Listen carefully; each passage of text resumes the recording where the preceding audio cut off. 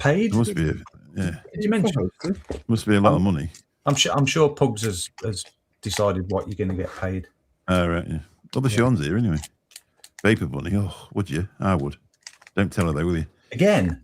Well, no, never. No, it's never happened before. But only in my dreams.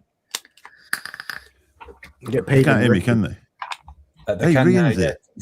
All right. Sorry, that big red thing in the top corner that says live. Evening, Bunny. What about Emily? Would you ever go at him? Oh yeah. Never met him, but you know. No, I ain't. No. Any port in a storm.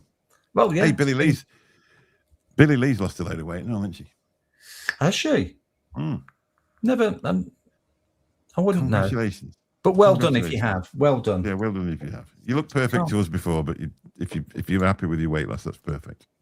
Pick up everybody on that. Tell you what, you can tell I've been married a lot of years, can't you? If we just do the whole show like this, would that be all right? It'd be like a podcast. It'd be absolutely fine, wouldn't it? We could. You've got a podcast voice, though. I did say to Ryan, you'd got that lovely, calming, just tone about it. It's the new tablets I'm on. Yeah.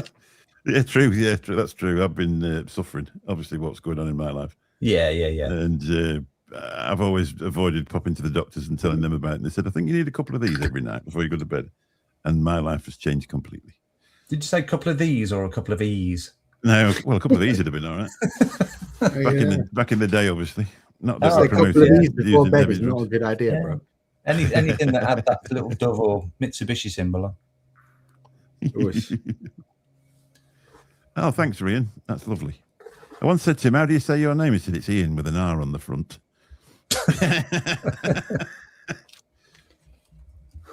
Oh, Nicky Maynard's in. You know, he looks like... Can you remember meeting him? He looks like... I can, yeah. Met him at Expo. He looks just like Dave off Minder. You know what used to the Winchester Club.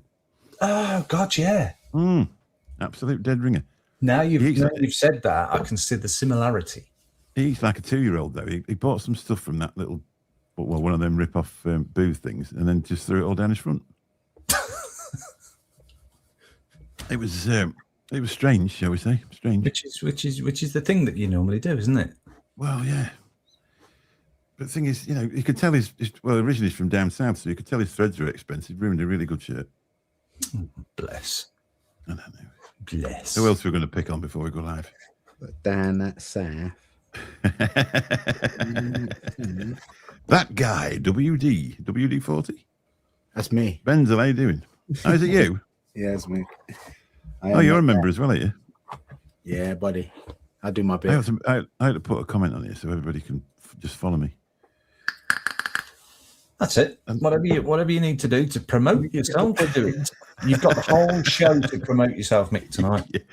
To be really honest, it's no secret. I actually promote my own videos. So I've got 7,000 subscribers on that channel. If you want to put a link in and get some of them to come over tonight, I would imagine there's quite a few that are there anyway, to be honest, because it's been out there for a long time. But some people would call it buying subscribers, but other people, if you've got a new business, you would advertise it, wouldn't you? And that's what I would. Yeah. I just need to get the watch time hours up now. A lot of that recently. Anyway, shall we go live? Because otherwise it'll be time to go off. Hey, so run VT. I will, sir. There's only one Saturday show, baby. Saturday, are you ready? There's only one Saturday show. Let's go!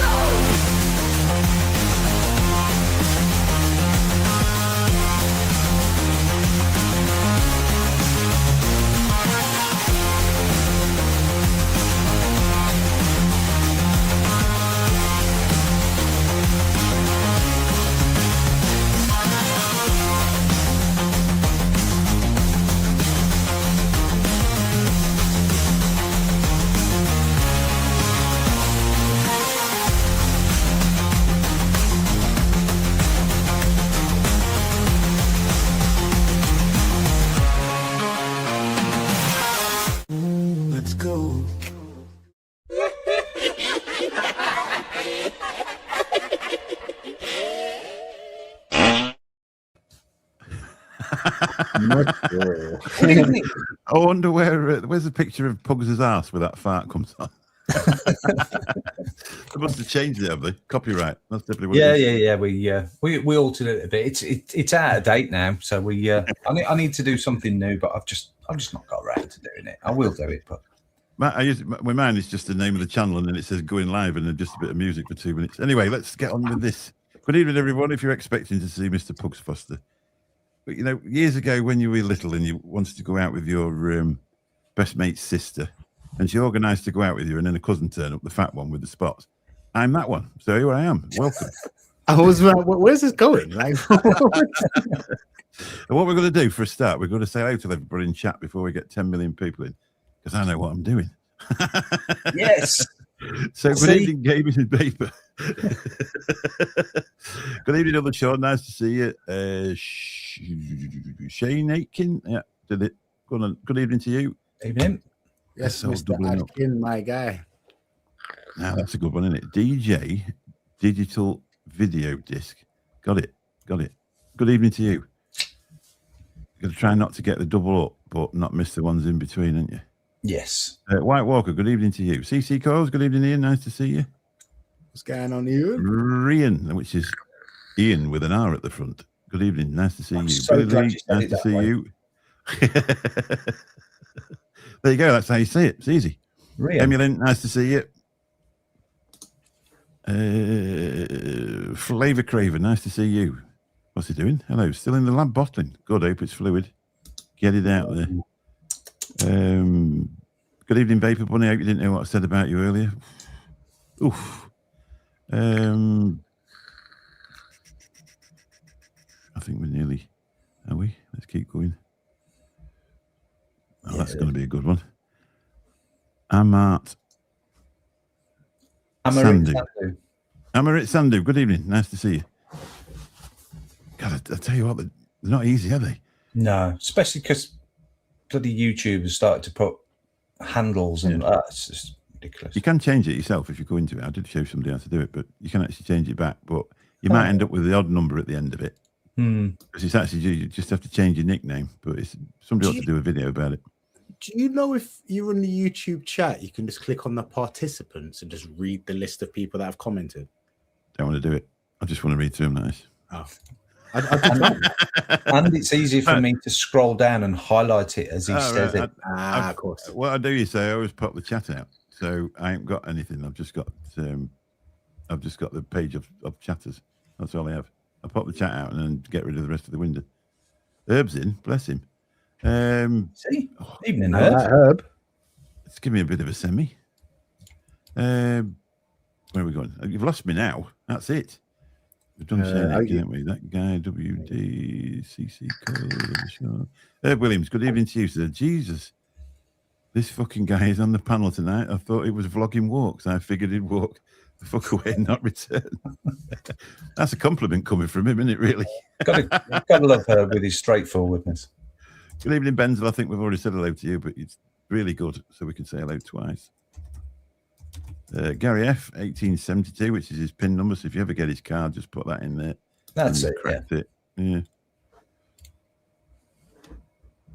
Where the fuck is Ham-Chop Pugs and the rest of the delinquents? You put me off, Herb. Thanks. CC Coils, Vapor Bunny, White Walker. There's a bloke called Golf BN. Are you familiar with Golf BN? That's Bill. My partner in crime, Bill. Bill?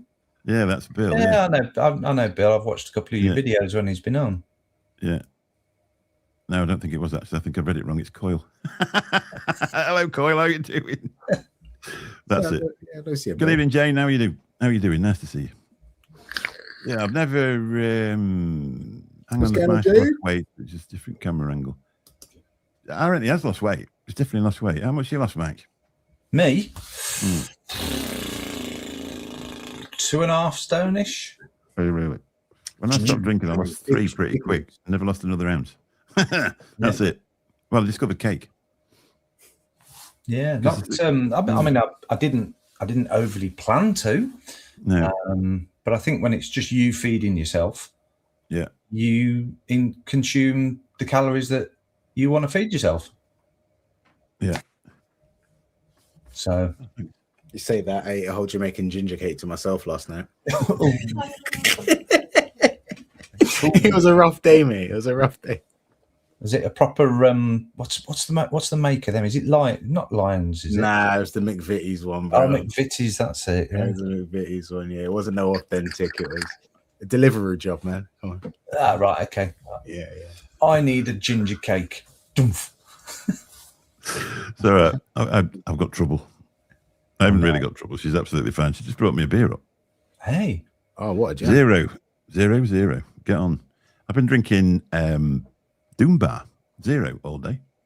Oh wow. Okay. I tell you what, it's well worth it. It was a nice drink. £4.50 a bottle. Get in. I do Hotel believe prices. that a lot of the 0 ones have now re-looked at their chemical element side, because they all used to taste slightly chemically and Tasted like crap, didn't they? yeah. But I do believe a lot of them now are pretty good.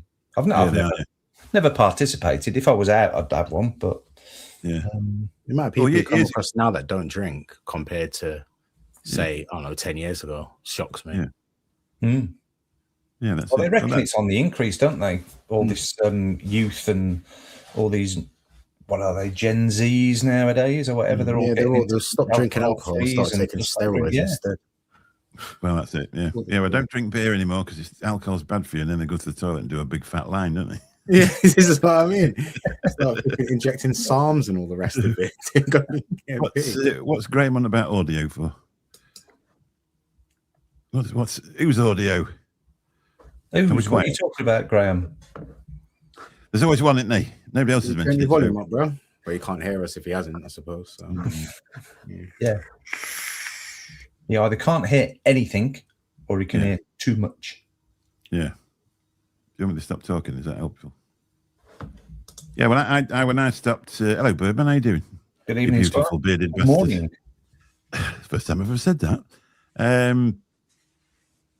Yeah, when I first started on my alcohol-free journey, I used to drink pop all the time. And then I went to Benidorm. And I pops over to Benidorm, starts drinking pop for a day and a half. And then it was time to run to the bathroom. So I thought, I can't keep doing this. I made me feel ill. Yeah. So I thought, well, next day, I thought, well, I'm in Benidorm. I'll either drink and then stop drinking again when I get home, or I'll try that alcohol-free. And I've never looked back. Never thought about it again. Yeah. So was it just the Benidorm pop that gave you the runs? No, I think if you think about it, sugar-free pop anyway, if you drink enough of it, it has a laxative effect, doesn't it? Yeah, it's like sugar-free. I remember when I learned about sugar-free sweets after I was diagnosed. Is it the what's it called? Is it phenylalanine or something like that? It's only called aspartame or something. Aspartame or some I don't know, that's a lot of that in it. But yeah, man, don't eat a whole bag of Asda sugar-free sweets. Don't No. If you're at work, trust me, with no bathroom, because you'll need it. It's not good, mate. So I went on to in Benidorm, the one, it was the Dam brewery. The first one I ever tried was Free Dam, and I fell in love with that stuff. It was lovely. Heineken's a little bit on the watery side, but they even do Madri and everything now. Guinness is just the same. We've got booze in it or not. Proper. And the amazing thing is you can have 12 pints and then drive home. It's what we've always wanted to do since the 60s, isn't it, really? It is. And they can't lock you up for it, which is always a bonus, isn't it? No. And I've seen a few of these ones where they're what's that one called? Impossible Brew, where you still get the sort of buzz that you've had alcohol, but it's alcohol free. And I don't know how it does it. That's sus. That doesn't sound good to me. Yeah. It's definitely some sort of L-theanine or some sort of stimulant side. Yeah, I don't think I'm going to try that, to be honest. No. But yeah, it's meant to give you a buzz like you've been drinking, but it's alcohol free. So that Doom Bar today, when you're drinking away at that, it was hard to believe they didn't have alcohol in it. And you sat in your conscious mind, you sat there thinking, am I going to get buzzed off this? Or is it really alcohol free? And it was absolutely fine. It's just, it was a really nice how it should be, isn't it? You should enjoy it and think that you've had a drink, but safe in the knowledge that you haven't. Yeah, that's right. Yeah. I only tend to drink like the alcoholic drinks that I enjoy the taste of anyway. Like I'm not into beers and ales and all that sort of stuff. I'm into my sweet commercial ciders or mixers if I'm drinking alcohol. I would enjoy like the sugar-free, the alcohol-free options. But I think, was it Corona you had there, innit? Yeah, I've had one of those. Corona, that's lovely. And I didn't actually realize until I was like, why is this labeled different? Oh, it's the alcohol. I was at gathering, just picked up a bottle. I was like, I got that. Actually, no. You know that sour ups taste you get with a Stella? That smell. That's exactly what that tastes like. So I think that's the bit that they were really struggling to synthesize, was that sour hops bit in the early days. That's where that sort of chemical element came from. It's gorgeous. It's really, isn't it? I don't really do it very often. I came back from Benidorm a month ago, and the first time I had an alcohol-free beer was last Monday, and I only had one because I've just replaced it. I don't even think about it now, to be really honest. I poison my body with everything all the time. Here's me thinking, do you know what? I haven't even been down to my fridge yet and got my beer out. And there's you talking about beer, alcohol-free, and me sitting here thinking, should I? Is he going to tell me? Do what you want. Just do what you want. The thing is with alcohol, I drank for years and years and years and years, and then all of a sudden, obviously, Lou got poorly, but my lad was poorly before that, and it just got to be round and round and round and round. And you get to the stage where you like to drink on your own, late in the night, early in the morning, and you just end up in a completely depressed state, and it's alcohol, isn't it? To you? Yeah. No, I get that. Yeah, do it and you're cool, Mike. Yeah, you're not always cool. The only thing is, it's like I go with my mates to Benidorm, 2:00 in the morning, and they're all like, "Oh, we're all going home." And I'm like, "No, let's have another 3 hours," because obviously I'm not drunk. I think Birdie summed it up perfectly. I'm gonna save that for good news. Opportunity to use myself, but that's grim, bro. That's some dark shit. I like that. I'm going to go and get my beer out of the fridge. So go get yourself a beer. Go and get it done. So we'll start with you then, Ryan. What's your week been like? Have you made any money? My week has been getting on with the stock take. That's finally over. End of year nonsense at the shop. Finally over. I hate numbers. That's done. Yeah. Lots of products like packaging and stuff. I'm starting a business, and I've gone cheap with the packaging. Got everything printed on sheets to cut out myself and package it in the products and stuff myself, rather than having it all done for me. And I'm regretting it. I should have paid somebody to get it done at the factory, but that's been it. And along with running the shop as usual. What's the sideline then? What are you going into? Is it vape related or? It's not. No. So I've got the flavor inhalers, which I don't know where mine is. It's in my pocket. I always like to keep it handy. I'm gonna show it off because buy them. Don't buy Foom. They're a rip-off. Buy them from me. I don't charge you triple markup prices. Anyway, they're about £105, weren't they? Some nonsense like gives 90 quid. I'm like, yo, you guys are ripping them off. What are you doing? Yeah, you came up on my Facebook. Cheaper, but I'm a nerd, and I'm into Magic the Gathering. I've got some packs here that I can't wait to open. And rather than just spend money on it, I thought I'd make some money on it. So I bought crap loads of binders, card sleeves, deck boxes, all the sort of protective accessories. Starting a website to shift those. So it's like card collecting. Yes, imagine Magic the Gathering's like similar to Pokemon, but for like adults, like for butch men rather than little kids. And that's what I am. So there is a lot of adults that are into Pokemon as well. So hopefully none of them are listening at the moment, because otherwise, if they are listening, stop playing. Play Magic the Gathering. It's such a better. You're trying to add a little bit of masculinity to the Pokemon card side. Well, I'll go out in the street now and get rushed by a bunch of like 6'5" MMA Pokemon collectors. Copying the moves off the. I don't even know what Pokemon is, to be really honest, but we've got a full shop here dedicated to it, and it makes a living every week. So fair play to them. Yeah. If you're providing it for the masses and they're enjoying it, then carry on providing it. Really, I've never got into it, but what I can only picture is, and I think we're of the same sort of age, ilk, Mick. Is, do you remember Top Trumps? Yeah, Top Trumps. Yeah, I think it's along that sort of lines where wingspan 327 feet. And then you got. I'm guessing. I've got a couple of Top Trumps packs, because some of them are worth money, and the ones that aren't now probably will be at some point in the future.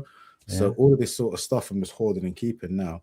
If you ever want to know more about Magic the Gathering, mate, give me a shout. I will more than happily show you the game. It gets expensive quick. If you're a thing is, right, when you yeah. get to our age group, you play Doctor's Top Trumps. So your friend comes around and said, "Oh, I'm not very well. They put me on these tablets in the 25 milligram," and then you go, "Huh, mine are 50. There's nothing wrong with you." It's the same thing. Yeah, that's it. Yeah. I have noticed that age is creeping up on me. I'm starting to get a dodgy knee. I actually understand what it means to have like a dodgy knee. My left knee specifically is just tight.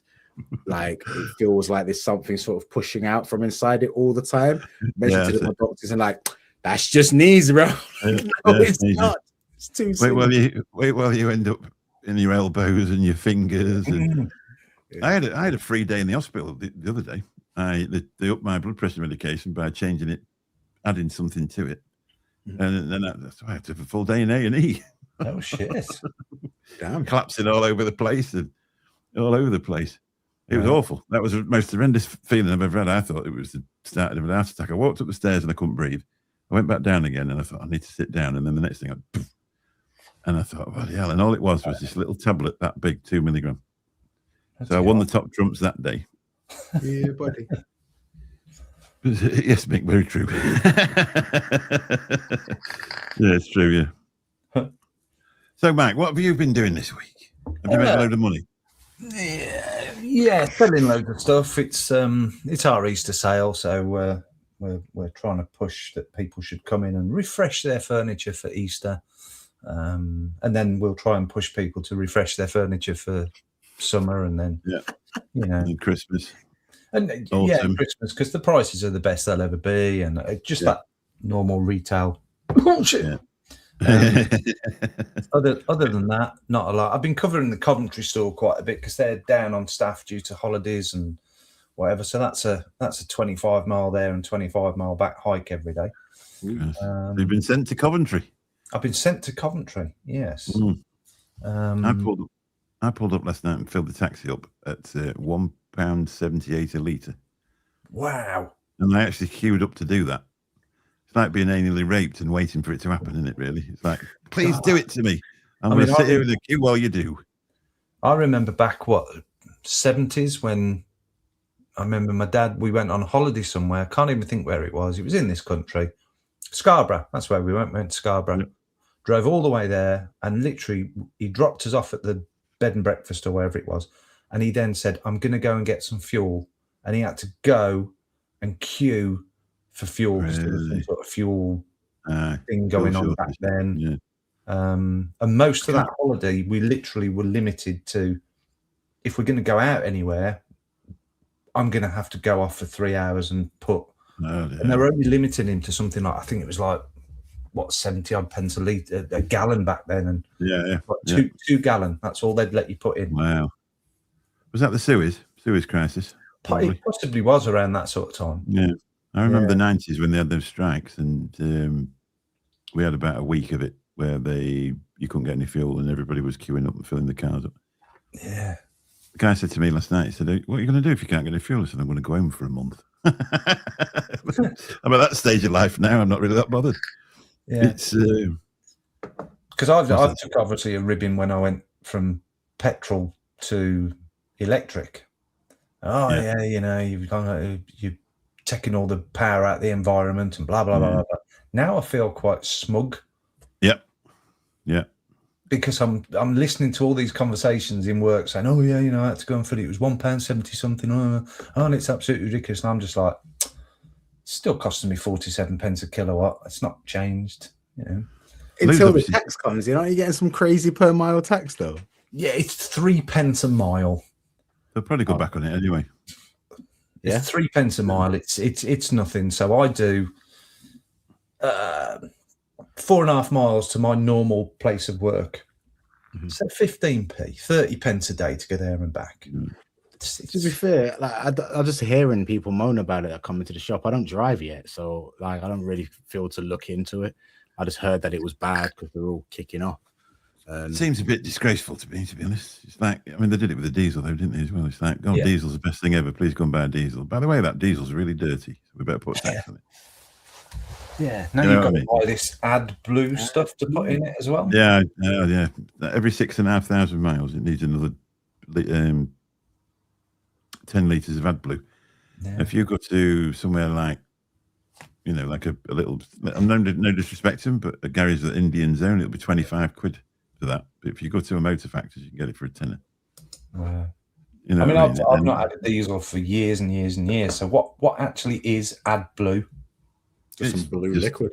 Yeah, it's just a blue liquid that you tip in the tank at the side of your diesel, fill a cap, and it adds it together, and supposedly it keeps it to a lower emission level. And then the idea is that the engine, every time you go out of town, when I ride around in town for ages, and then you go out of town and it's supposed to click in, injects fuel into the exhaust, the catalytic converter or something, burns the carbon out while you're in an area where it's not going to smog up a town.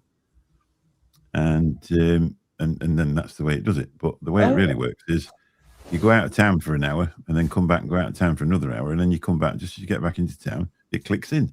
And then you ride around for an hour with it revving its tits off, driving like you've got a plug off like this. It's awful. That's the real thing. Is that all diesel cars? Not all. Well, I don't know. I don't know if it's all diesel cars. I used the 1.6 diesel Skodas, and the last two of mine. Apparently, it was made with. There was something to do with pig urine, but it isn't anymore. Oh right. Pigs used to get insulin from pigs as well. Pigs are useful things. I did not know that about diesel cars, though. That's something I have to consider. Everyone's telling me to get a diesel. Nothing's wrong with the diesel. I like, especially if you're going to use them as a cab. That one I've got, 1.6. The what you call it, horsepower wouldn't blow you away, but for what I use it for, I fill it full of shopping and people and keep going up down the hill. So you get 40-ish miles to the gallon. You know, it's the only thing is, if it's a vape show, so we probably won't go on about it for too long. But you end up with a dual mass flywheel. You end up with different stuff like that, you know. And the dual mass flywheel is £1,000 to change. And if you've got a bigger engine one, because they like to take the yuck out of the when you set off, so they put this monkey metal flywheel thing in there, and eventually it starts doing this. And if you ever listen to a car that's sat at a junction, it's going. That's because the flywheel's knackered. Okay. So you end up getting that changed. But I've had them for years, and I don't really think I fancy a petrol, to be honest. But I've got one next week, because I was unlucky enough the other week that I pulled up at the roundabout just as you're going onto the Humber Bridge, took her out for the day, and a young lady thought it's time to set off, even though it wasn't. So bang, straight up the back end. Oh shit! So they're bringing me a replacement on and taking mine away for a new bumper. So I'm having a Toyota. Oh, nice, yeah. Toyota. I don't know whether they're not usually that nice. They sent me a Prius last time. That was last Expo. I went to Expo in that Prius. Yeah, they're not too bad, the Prius. Every taxi in Chesterfield is a Prius. Yeah. No, we ain't got any here. They're just so super fuel efficient because they're hybrids, aren't they? So yeah, if you're doing most of the time, if you're doing 30, it'll ride around electric, and then just charge yourself up when you're going up the hills and that. But the seating positioning doesn't seem very good to me, because I'm 6'3", and I've got long legs, and the seat seems too high, so your head's too near the thing that comes down the window, and the steering wheel's on your knees. And there's nothing you can do about it. You can't. I mean, with the Skodas, I just put the seat right down into the floor and pull the steering wheel right out, and then it's a good position to drive. This is all stuff that I have to consider. What's Alan going on? Snack Bar. Good evening, gentlemen. You all right? How you doing? Not bad. Not bad. What a cracking name for your channel. I love it. Yeah. Alan Snack Bar. I've only just quit. I've only just. That's my Call of I got Duty. it When last you week. said it, I'm like, wait a second. I don't think it does any. I don't think it does me any good on Call of Duty. I think it's I sort of target myself. That's fucking brilliant. it was last week when he put it up last week, I was just like, Alan Snack Bar. And then put Just the way you say it. just say it really quick. I was, Alan Snack Bar. Oh, genius,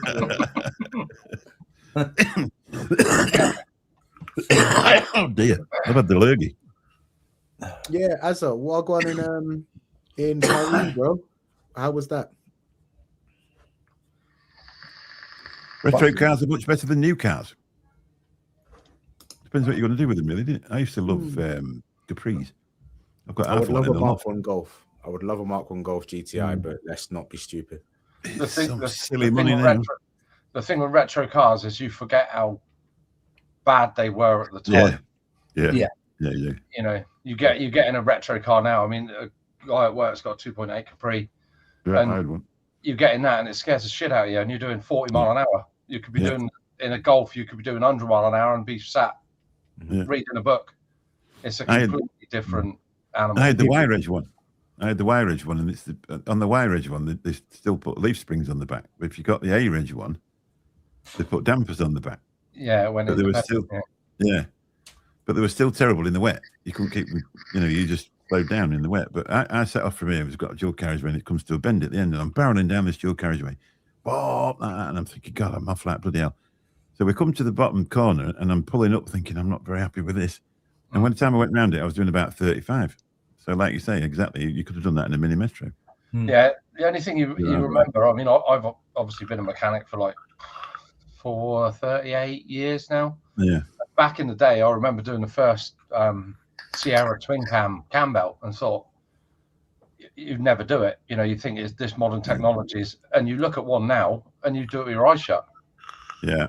Modern technology, the cars now, you just, they've gone too far. They have gone too far. Yeah. Mark 4 Golf was probably the last good old new car. If that makes sense. Yeah. When There's that many different switches and sensors and it's just gone. I couldn't get my head around auto brakes, even though I'd never driven before. I sort of understood the concept of driving, and then when I'm practicing in the Golf, it's got this brake that just engages itself when you. That's the instructor on the other side going.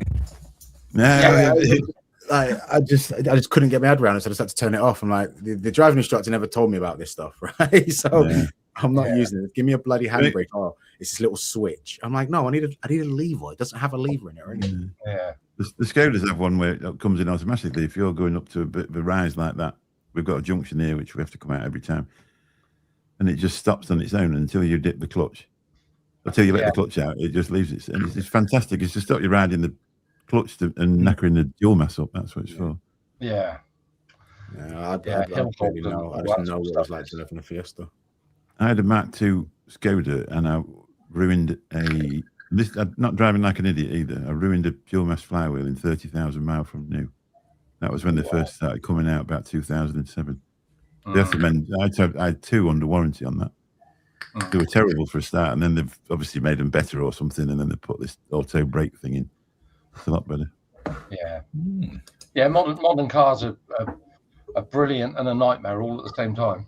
So an old car would misfire and would piss about, but it would still keep going. A new car just says, no, I ain't going anymore, switches itself off. That's it.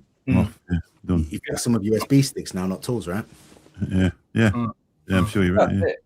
I mean, most of the time, if it didn't start, you'd pull the distributor cap off, squirt a bit of WD-40 in, clip it back on. Yeah. Give it another turn, and there's a good chance it'd fire up. Yeah. And once you got it started, it would stay started as well, wouldn't it? That was it. All you have to do is not stall it. You could get up to 1,000 miles in it. But But a modern car now, back in the day, like say early 90s, you wouldn't think of. I mean, I'm in Cornwall, but I wouldn't think of jumping in it and driving to Scotland. Whereas now, you just go in and get in a car and just go. Yeah, that's my concern. Like, I'm not looking at a 1 and 1.2 liters because most of my driving is going to be longer distance. I'm not going to use it just to get around Chesterfield. It's a small place, so I don't want to get like a 1 liter or 1.2. People are like, one of my first journeys I've already got planned is to go to Scotland, and I'm like, you can't go to Scotland in a 1 liter car, can you? Can. It's like, Some of them are 1 litre turbo, aren't they? Yeah, you'd be surprised. Die on its way, surely. Like, no, not anymore. No, modern 1 liter. 1 liter 1.2 turbos are 120, 130 horsepower. Yeah, brilliant things. Unbelievably efficient. Yeah. But how long they'll last is another. That's it. It's another one of those, isn't it? Because everything's that tight, isn't it? It's like they've got diesels now as quick as petrols. But the reason being, I mean, years ago, you would have they used to put an Opel engine in a Granada, an Opel diesel engine. Yeah, that's it. Yeah, And you nearly had to send somebody a letter if you were going to overtake them because it would literally take you that long. But if you put it in first gear and got out of it, it would drive up a wall. You know what I mean? And it would smoke and all that sort of thing. Yeah. And the Vauxhalls did one as well. It was the same. You couldn't overtake anybody in one of them. They put them in the Cavaliers, and now you can most diesel cars you get in, they're really quick. You know, off you go. Yeah. Yeah. I think Az's talking Hebrew or something. What's he saying? V6. I don't know what any of that means, bro. That sounds like Scott language, that does. VR6. Yeah. He's on about a Golf VR6. Came with OBD1, which is a 2.8, Mark III, and the 2.9, the OBD2, which is in the correct. Yeah. Essentially, onboard diagnostics started off with the basics. It was put into the system to make the playing field level. So independent dealers and anybody essentially could go and buy a diagnostic scanner and scan essential emission control stuff. So the OBD1 was basic lambda sensors and stuff, probably 3 or 4 different items that it could read. And then they widened the field. So then EOBD2 came in, which was more of emission control. And obviously, is that the one that you plug in on like a big SCART bucket? Yeah, like a 16 pin. Yeah. And then obviously dealer diagnostics and aftermarket stuff in those 16 pins can read practically any system on the car now. But now they've changed it. It's still block exempt, so you still have to read it, but now you need an in and an out code. So anything after 2020, you need an in-out code, and you can only get that from the dealer. So, so they've got you that way as well. Yeah. It's, all I know is cars go vroom vroom. Yeah, or sometimes they don't. Wheels go round. Yeah. I do want to get. I'm going to bring back the old school style of having subs in your boot and pointless spoilers. Though I'm doing it. I don't give you say even if you bring back old school, I think you'll still never experience having to put a penny behind the choke to keep it open. Yeah. You don't even get chokes anymore, do you? No. On my dad's Polo, he had a choke in it. Started as a kid, it wouldn't work. Called the magic lever. We've got some funny noises. I was thinking about the OAPM again, Mick. Was that you? Yeah. Was that you? I'm switching that off. I've been out for a meal today with my dad and his 2 siblings. And my dad's is 90 in August. And his 2 siblings are twins, and they must be 82, 83. Bloody hell. It's amazing, isn't it? And we're all sat there, and then all the corresponding families as well. There's 30 of us all sat in a fantastic meal. And they got it all out at once. I couldn't believe it, really. I thought we'd be waiting hours. Oh, lovely. And what a cracking thing to see them together. Yeah. Pretty brilliant. And that's why I'm not working. So that's why I am. I'm pleased that I did it that way, because originally I was going to go and then go to work. Well, I'd have had to rush off more or less soon after I'd eaten. And I'd have missed a lot of fun, really, because we had some cracking time. Yeah. Nice. It's just, it's just nice to see him. My dad's struggling now, because they say he's 90. So he struggles with his legs a lot. And the only problem was with the pub where we were, getting down the steps. There was no real way around it, but it's just it's a real nice restaurant. It was lovely. I really enjoyed it. It was a fantastic day. Yeah. Just seeing all your cousins. I saw one of my cousins and I must not seen her for 20 years. And she's like nearly 50 now, and she's got her own, I think she's 48 or something like that. And she's got a daughter, I've never seen her before, and it was brilliant. Nice when you should do it more. Yeah. I've always been used to turning everything down. So, I can't come at work, and everybody's just said, "Oh, well, he can't come. He's at work." But you really need to go to work that often sometimes. You know what I mean? Because it's history, isn't it? You can be rich in different ways. Yeah. Sometimes you only have to wait for things like weddings or stuff like that, where you'd all sort of gather together as a family, and but it's nice to go out and have that sort of meal catch up. Yeah, because like any one of them. I mean, my dad's brother and sister look quite well, but his sister's husband, he died last year. Just that was the end of him. So he went there, obviously. And you think, well, obviously my dad's nearly 90 and that could happen to him at any time. So probably the next time we all get together, it might be when something has happened to him. But you just need to enjoy it while they're still there. Good evening, John Solomons. Yeah. Hi, John. Are you still in prison? Anybody else popped in? Does anybody know about this thing? If you're a member, okay, if you click onto the super chat, if you've been a member for over a month, it'll give you a free milestone member chat by doing that. So then you can put a little message in there saying, I can hello. do what? And you press send, and that's free. There you go. We can say hello to you. Oh, nice. Didn't you know that? I didn't know. I Definitely. didn't No. And then So you if you have been a member for over a month, have a look in that. If you put it on the super chat, it'll show you a free milestone chat at the bottom. You can put a little message in and send it all to us. And that And means then we I can have to shout you click out. on it. I have to click on it and highlight it because it comes up and says, and it's free of charge. That's what it is. So it's just a reward for being a member. Mhm. How come this making me channel pay has for never? It shouldn't do. How long you've been a member? for time. Well, just Except for- you must have already done it. Then. If you look at the bottom line of the thing, it should say free milestone I chat. might have already used it. I might have already used it. Oh, excuse me. Nah, never mind. I might You get one a month. You get Oh. one a month. How come this channel's never got to 1,000 subscribers then? If you're here and you're not subscribed, please do it straight away. Yeah, like the video as well, guys. Yeah, give us a thumbs up. On it. We want to get more thumbs up than when Pugs is doing it. yes. Yes, actually, yes. Right. Okay. You know what? On that mission right now, I'm gonna call it. If you've got some fake accounts, can you go over onto them and come onto the stream and put loads and loads of thumbs up? That is a good shout, actually. Because that'll just really piss him off, won't it? Be Oh, hilarious. it will. It'll wind him up something rotten. Right, so let's. And not that we'd remind him about the fact next week if No. we did. Exactly. We're not mentioning it ever again. It just jumped up to like 19 instantly. That's great. Keep going, Yeah. guys. Sometimes though, if you're actually in there, it won't add up. You have to go out and come back in. Oh. So 19. We need more than that. How are we going to do that with that? It was on I'll 9. throw me- minutes ago, so that's cool. We'll have Right, to go now throw me 20 accounts later and put it on. I am going through all like 6 of my accounts right now. We want Herb to do it because he's got about 50. Oh, yeah.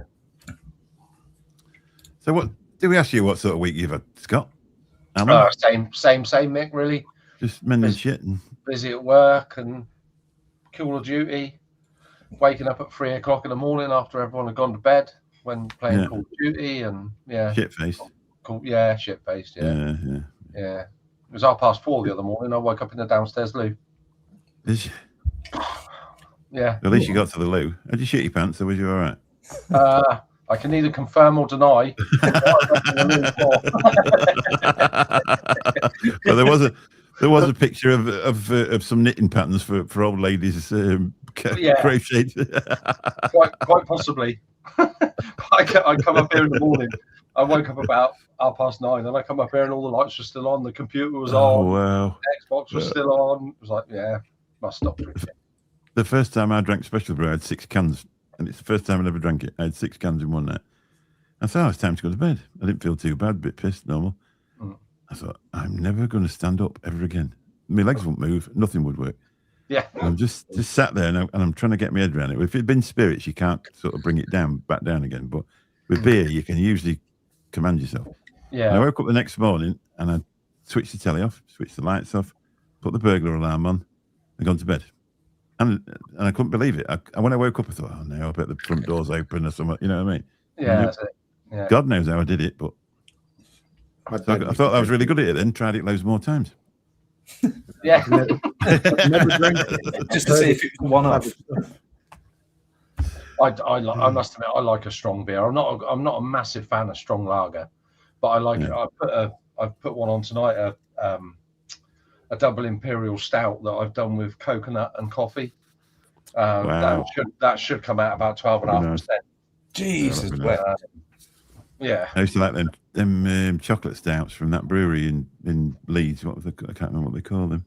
They were lovely, but the biggest mistake I made when I first actually made one, bought one, was to put them in the fridge. Of course, they didn't taste of anything.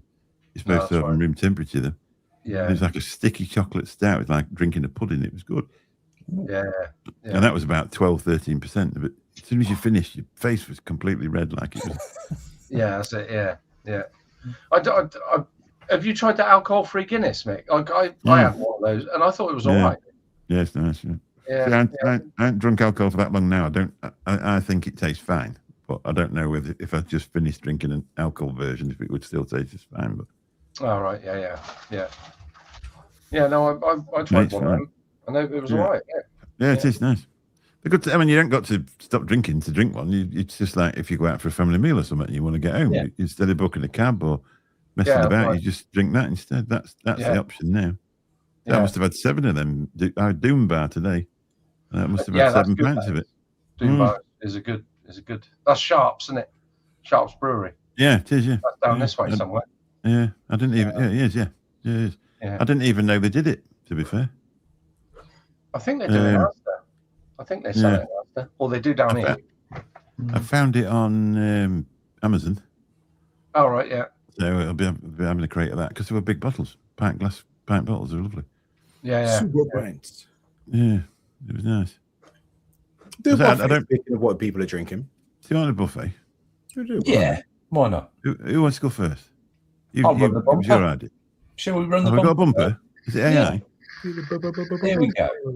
Get your minds out, get your tits out, get your drippers out, get your borrows out, get your cards out, get your pods out, get your deck out, get your boom pop and run out.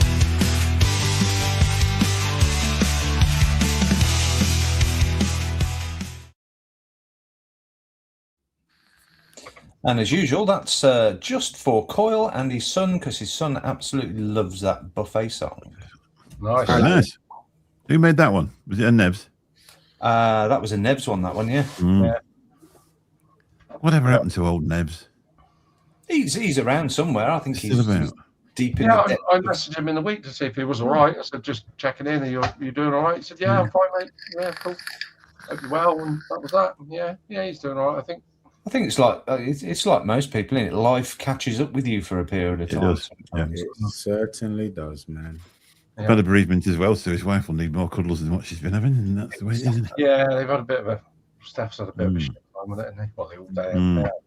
Yeah, it's not good to lose a parent. It's fucking awful. No, absolutely fucking awful. Right.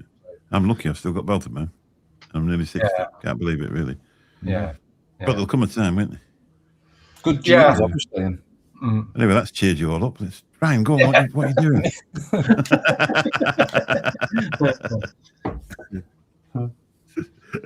Right, who's going first? You. Me, right. Yeah, we'll do a little round robin all the way back to Mick. All right, cool. So I got a mech. I got a luminous green. It's not actually a green for some reason, but it is. It's overpowered. Cool, I've got Turnstone on there, and in that, from Flavor Craver, I've got Ginger Rogers. I keep calling it Ginger Roots for some reason, but it's called Ginger Rogers. And it's pretty good stuff. It's kept me up more than just a 30ml, which is what I normally run through the dripper before I get bored and moved on. So GG's there, guys. I got the Harrier with Diplomat in there, and I've got one coil from Ian in here, the ones that he sorted me out with at Owns and on tour. Appreciate that, broski. And I've got from Bearded Brews Orangey Glad. Just got an orange vanilla cream. Very nice stuff. Nice. And then I got Stubby. It's just looking. I'm just trying to turn it into like the most horrendous looking thing. It's quite cool, to be honest. I need like just bits that don't fit. I think you're just aiming for that collectible Pokemon card style. Yeah, man. So if anybody's got any doors that would like look horrendous on this, probably yellow. Let me know.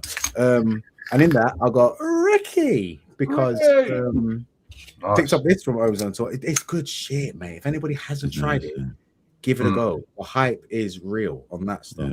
That's in the Serin, and I've got some of the, I can't remember which spec ones, but the bird feed coils from Early Bird in there as well, and they are doing their business.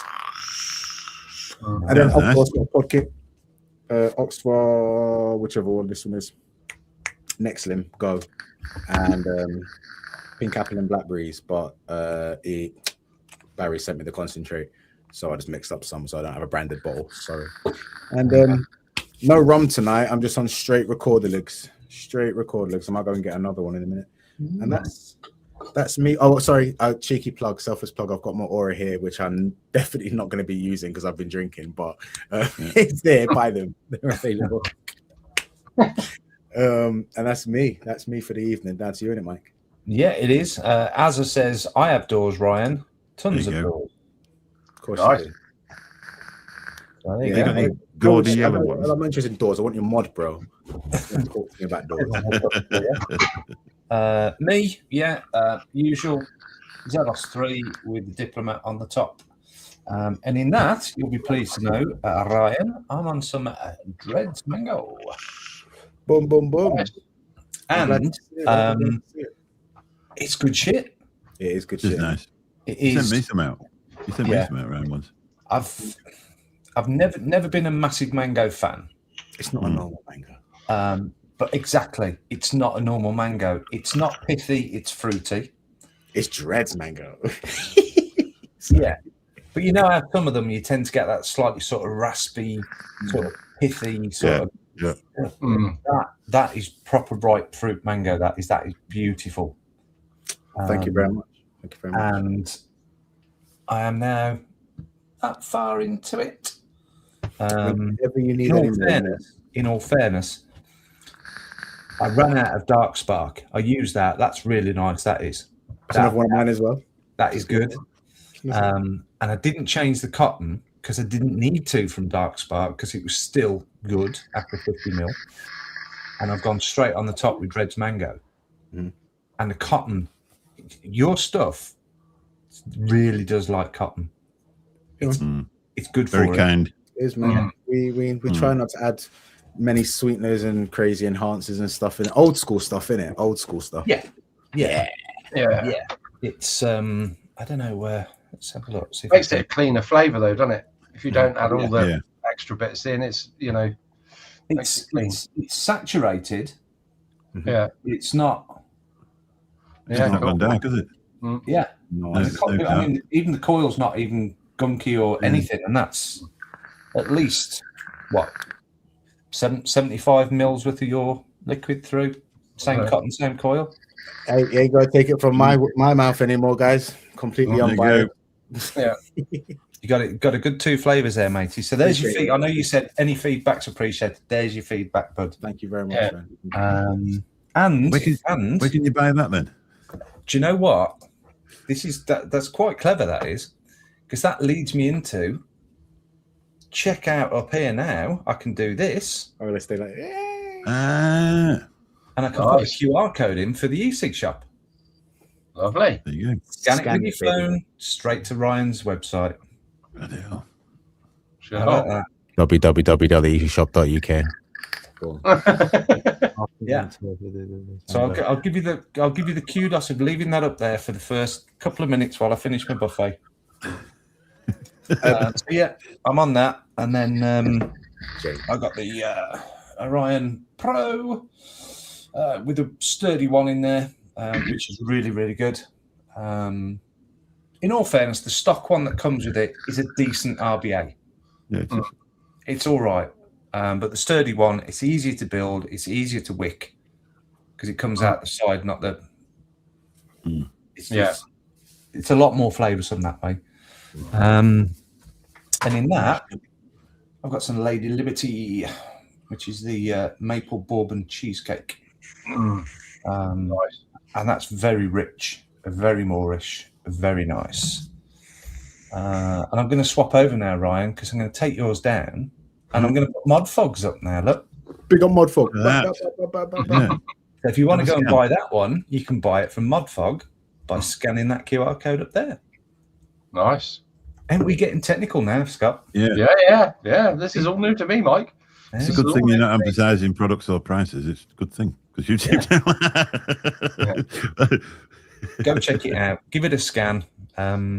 It's great for obviously people that are watching it back as well if they want to go in. Because some of the links don't work, obviously, in chats and stuff. So Yeah. And yeah, I ran down and I got myself some neck oil. And I'm on that because I don't want to get too silly because I am getting up at stupid o'clock, 5:45, to watch the Grand Prix tomorrow morning. And they're going to alter the clocks on you, so don't forget that. And the clocks go forwards as well tonight. Yeah. So Yeah. It's a lot less hours. Yeah. one less hour in it. Yeah. Yeah. Yeah. One less hour on a. It's a long month though, isn't it? So It is. give us something. But light evenings. Yeah, it's Light worth it. Isn't it? Get home from work. You can have a couple of hours. If it's a tidy day, you can have a couple of hours in the garden or an hour down the garage without it being dark and black and damp and miserable. Well, that's it. Well, out the back here, because that faces due west, so the sun sets literally there. Yeah. There's an area between us and I suppose you'd call it the main road, where the other houses are. There's an area of leyland, is it? Nobody's got claim to it. It's just yeah. And it's pretty overgrown, and it's obviously been overgrown for God knows how long, because there's saplings that aren't saplings anymore. Yeah. And one of the other residents was saying that last summer they were trying to get the last sort of 15 minutes of sun as the sun set, because where we are, we're up on a hill, so you can watch literally the sunset. And they were trying to get that last sort of 15 minutes, 10 minutes of sun, and it literally set behind this one sapling that's about that sort of thick. Oh, nice. So Norm, one of our guys here, he took the fence out and took it down. Well, no, it fell down. I don't know how it happened. Yeah, so It fell down with a chainsaw. It's gone. It's gone now. So that'd be good in the summer. At least you can sit out there and just watch that. yeah. Yeah. But That'd be nice, me. That's me for me vape buffet. Go on, Scott. It's your What turn. do you want, Scott? Me, is it? Sorry. I've got the Diplo knot. It's like a diplomat, but it's Diplomat. on the Zelos X. And in that, I've got some of Licious' Neapolitan I'm really, really enjoying. That is dangerous shit. That is good. naughty liquid, man. Yeah. It is really, really good. I didn't think it would be in my wheelhouse to start off with, but within probably 2 or 3 tanks, it was like, it's in every, it's in that tank and it stays there now. It's definitely a grower once you get into it.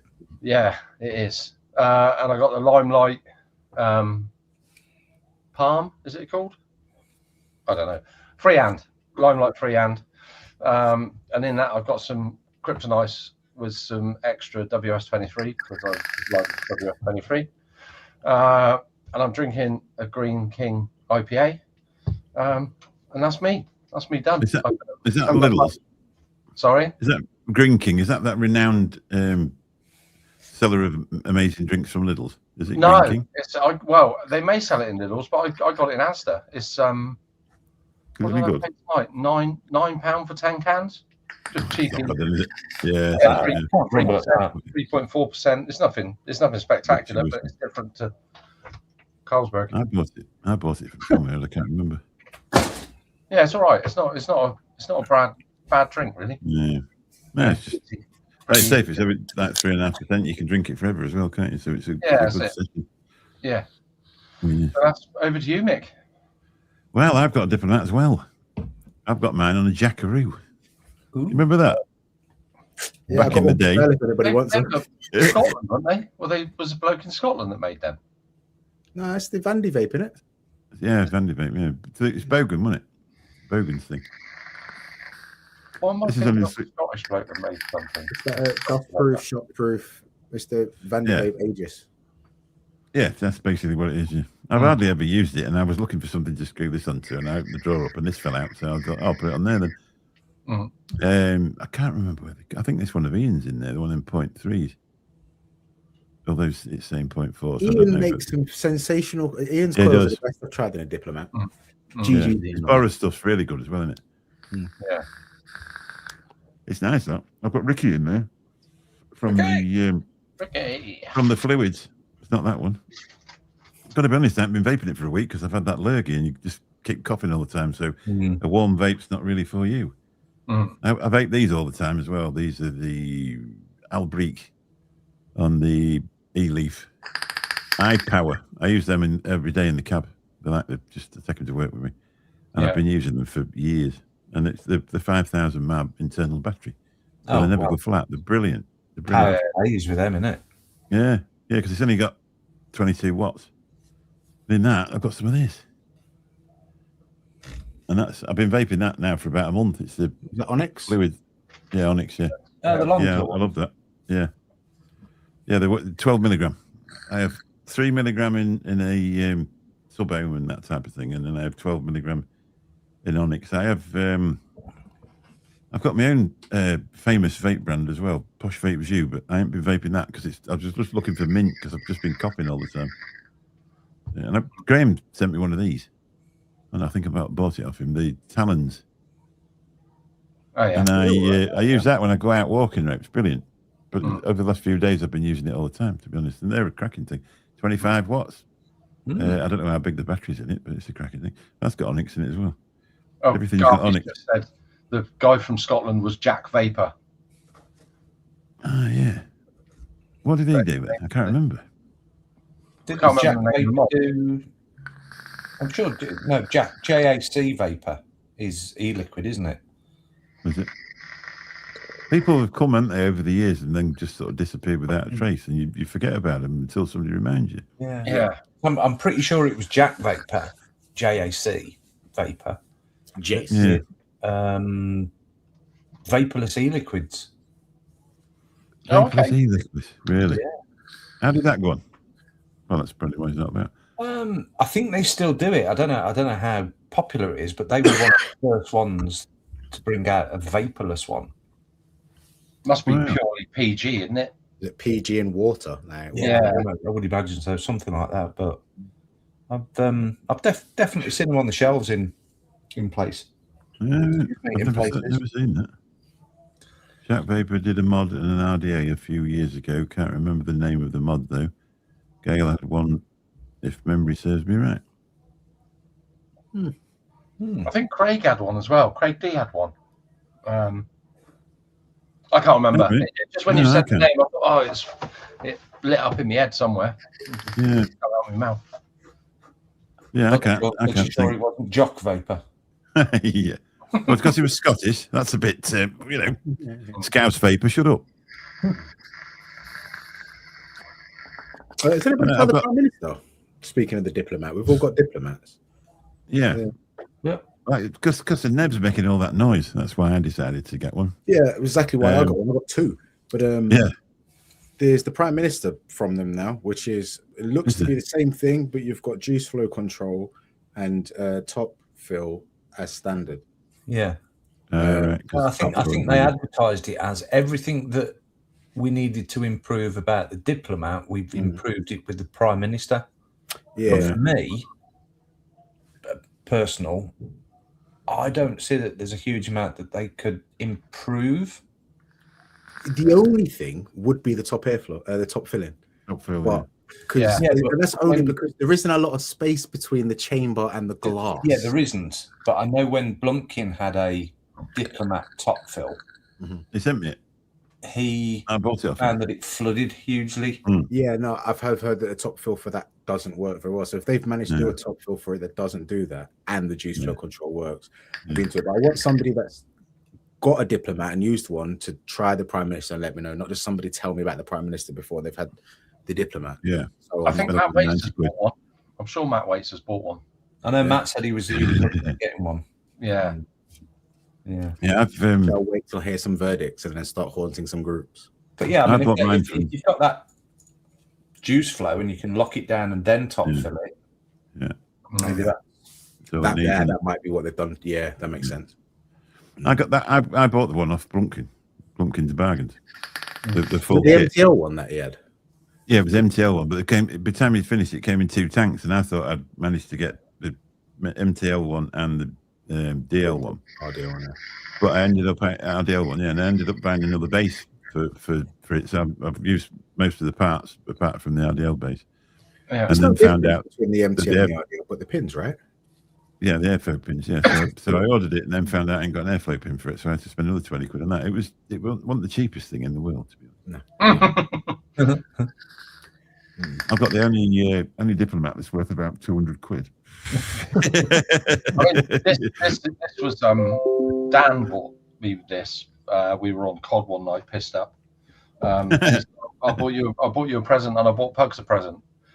And he said what he'd bought, and I'm like, well, yeah, I don't do tanks. I just don't. I've always been like drippers or pods, not drippers as such, squonking or pods. Yeah. And then I got this through, and I thought I'll wick it up, and I put a AK-27 in it, Steamcraft, or AK-47 or whatever it is. And it only left me hand. It's good. Yeah. You know, I know juice is really punchy as well, which I haven't had any other juice in it apart from that. But it's such a cracking tank. I will get a genuine one. And I don't know whether the genuine one glass is different, but I've already broke 2 glasses trying to get the top off. The genuine ones break really easy. Do they? Yeah. Yeah, I mean, I must have gone through 6 before I went for the PCTG one. Yeah, I looked at that on Nature Vape. Yeah, I've got them on there like 16 quid or whatever. So I'm waiting for payday, and I'll get one of those. But yeah, it don't leak. Before you spend out on a Diplomat, if you're going to get a genuine one, get in contact with me, because I can't remember if I sold it, but I know that there was another one in my collection somewhere. Once I got the black one, I was like, well, I don't need the stainless steel one anymore, do I? It's black. No, yeah, cool. So, all right. Yeah. They seem really good quality, don't they? yeah. It doesn't leak. It doesn't flood. And No. I'm crap at building. I just whacked it in, sort of put it where I thought it would be, whack some coil in it, whack some cotton in it. No flooding, no leaking, no gurgling. It's a hugely forgiving tank for people that are not used to building. Yeah. The only thing, like you say, the only thing is the bottom fill for me. Using a Gorilla bottle, the nib's pretty thick, the chamber's quite big. 9 times out of 10 ends up running down my hand because I pulled it down the chimney, and then I done it the other day and pulled the glass off. I filled it right up and just grabbed all the glass, and the bottom fell out. And I was like, that's the only downside of the tank from my point of view. Everything else works a treat. Yeah. Works an absolute treat. I've got a dead rabbit mouth too long. I don't know. I don't know if I got the V2 or not. I bought 2 of them. I've got stuff in here that I've never even opened. Yeah, I get that. You know, when you get these deals, you just think, oh, Benny used to do his bargains. And you think, I'll have a couple of them. Because you always think, might be one day when you can't get stuff. So, yeah. And every couple of years, you think, you know what? Don't need all this stash. I'm just going to sell it all. And then you just start gathering it again. Just rinse and repeat. Yeah. I never sell anything. I've given stuff away, but I've never really sold anything. I mean, I'm starting to stock up on juices. That's what I'm buying bottle shots. I got to get on to Modfog and get some more bottle shots off them. And I've got one in the freezer to see how it manages when I eventually juice it up. I've had one that I've got juiced up now, and I've got another one in the freezer. It's been in there about a month now. So I'm going to take that out, mix it, and see if it's any different. I don't think it will be, but just as a bit of an experiment. But yeah, that's what I'm starting to buy. 250 mils, lob them in the freezer. Not, no nick or nothing in them, just lob them in the freezer as a concentrate. Yeah. Future proof for a little while. I've got loads and loads of short fills and stuff here, but just as a, because it is going to concentrates won't be impossible to get hold of. No. That's going to be all right. That's going to be all right. I think that you always imagine, though, that like your favourite firms might disappear and stuff like that, and there's certain things that you've enjoyed for ages, so you tend to stock up and stuff like that. Yeah. But do you think, Ryan, that I know you can get all the individual concentrates? Do you think people and I'm probably aiming towards the bigger boys? Yeah. Do you think they're going to do their pre-mixed flavors? I don't think they're going to want to, and no. I think if they do, it's only because they're realizing that we're going to have to do something about this to get it moving at some point. Because there was obviously people saying, "Oh yeah, I've got hold of the concentrate. I can get it gassed. I know exactly how to make it." Yeah, I've heard that over the years. But I don't think people are going to be. When it gets to the stage when people are going to have to pay Well, not have to pay, but potentially going to have to pay 30 something odd quid for a 100 mil. Mm-hmm. I'm just wondering whether the bigger boys are going to say, right, okay, now's the time we drop our concentrates. I reckon that it'll be like the last resort. They'll try long fills. They'll do the 30 mil long fills. They'll try any other way. Whether or not there's enough knowledge within the majority of vaping customers to work long fills and bottle shots, because we all think, oh, long fills, bottle shots are easy, but your average customer, it's like witchcraft to them. So if they're willing to learn, it's easy to, but a lot of them just aren't. And we just got to wait and see that is the cost finally going to be the trigger for them to learn this stuff. And if it's not, then they'll probably do the concentrate to tap into that market that are currently doing it.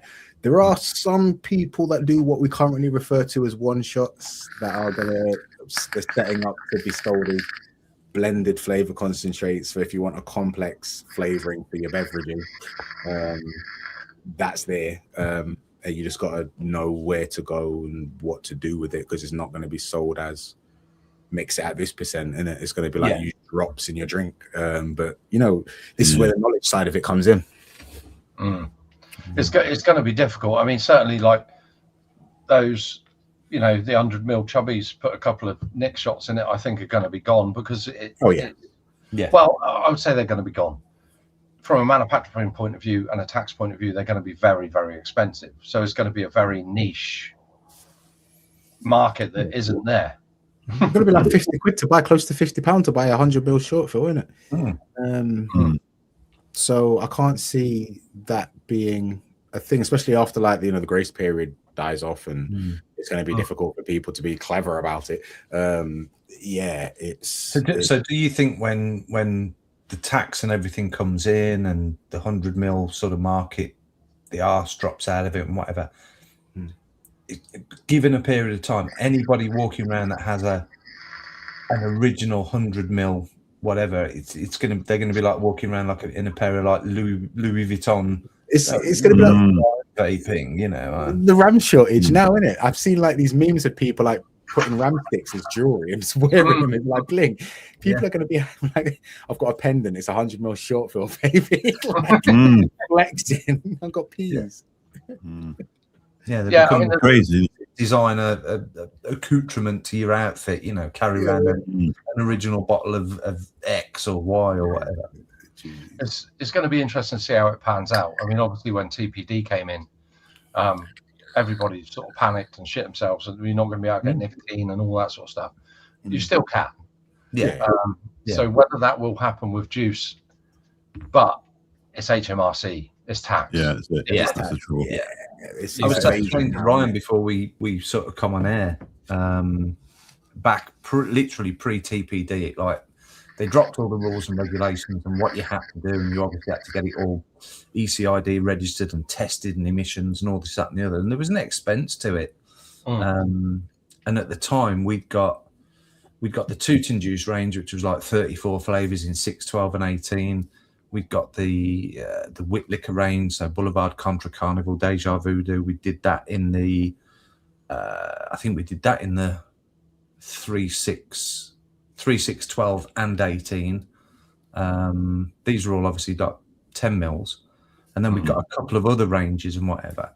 And the expense to bring all that to market because of TPD, continue the brands and continue that going, was close to £250,000 that we forked out to get all that done. Wow. And we thought we'd done it, and we thought, we're up there, we've sorted it, we've got the brands, they're going to continue. And we tootled off to Vape Jam down in London 2017, I think it was, and walked into a host of short fills, and we were like, what the fuck are they? Oh, well, you know, you only have to register the nick shot, and you can put all of this in here that's 0 milligram, and like, wow. The whole save yourself £250,000.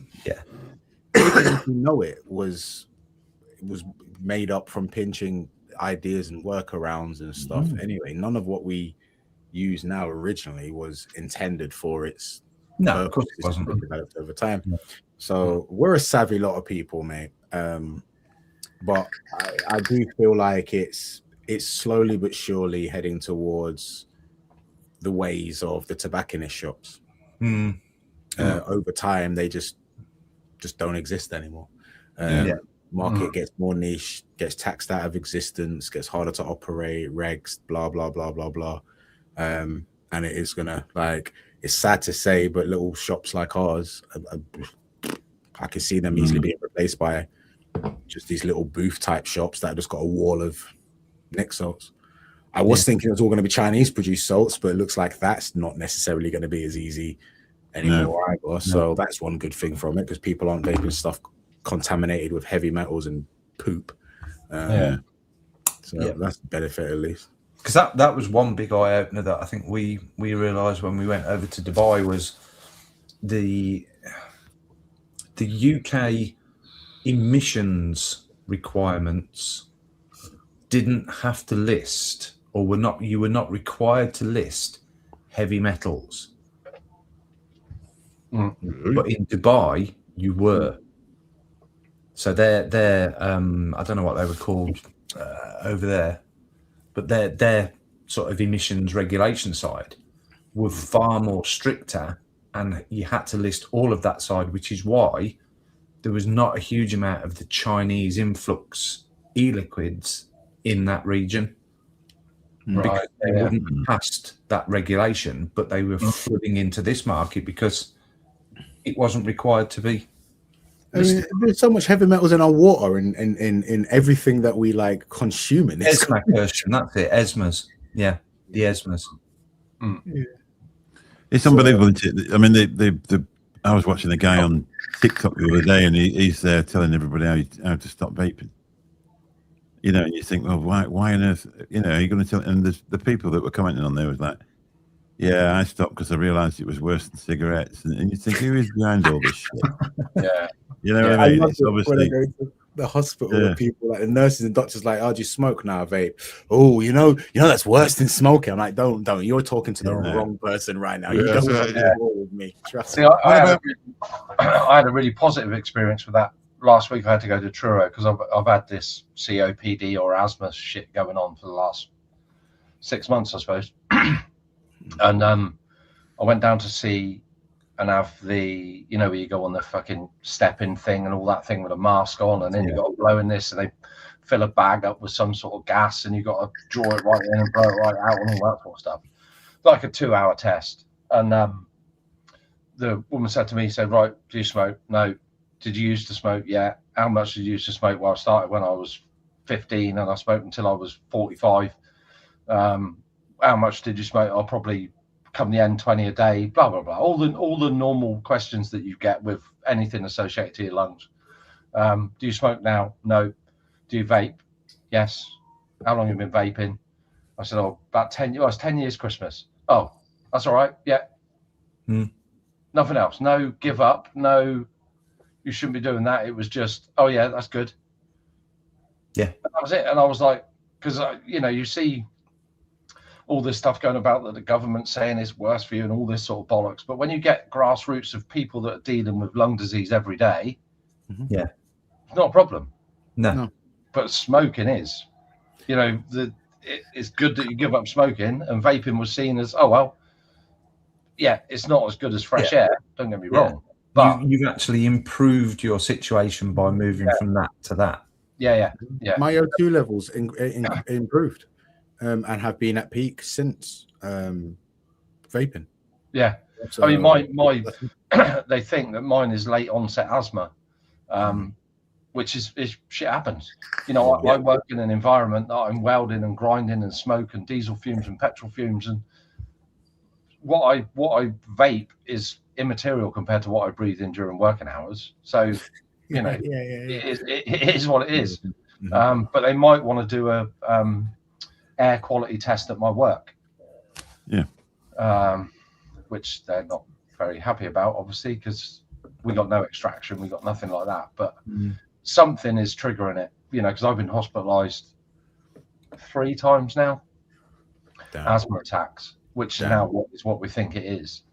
But fuck me, it's frightening when you have an asthma attack and you can't breathe. It's not it's not a pleasant experience. But it's not vaping, so that's That's a good thing. Then anybody that's suffered anything negative from vaping, I dare say, it probably wasn't the vaping that caused it. Probably didn't help it, but whatever happened to you, bro, was gonna happen anyway because you probably wasn't leading the best kind of lifestyle, which is what led to things. Yeah. Like speaking of smoking, our smoking causes cancer. Like you can't have a cigarette and then that just causes you cancer. That's not that's not the case. It's not how that works.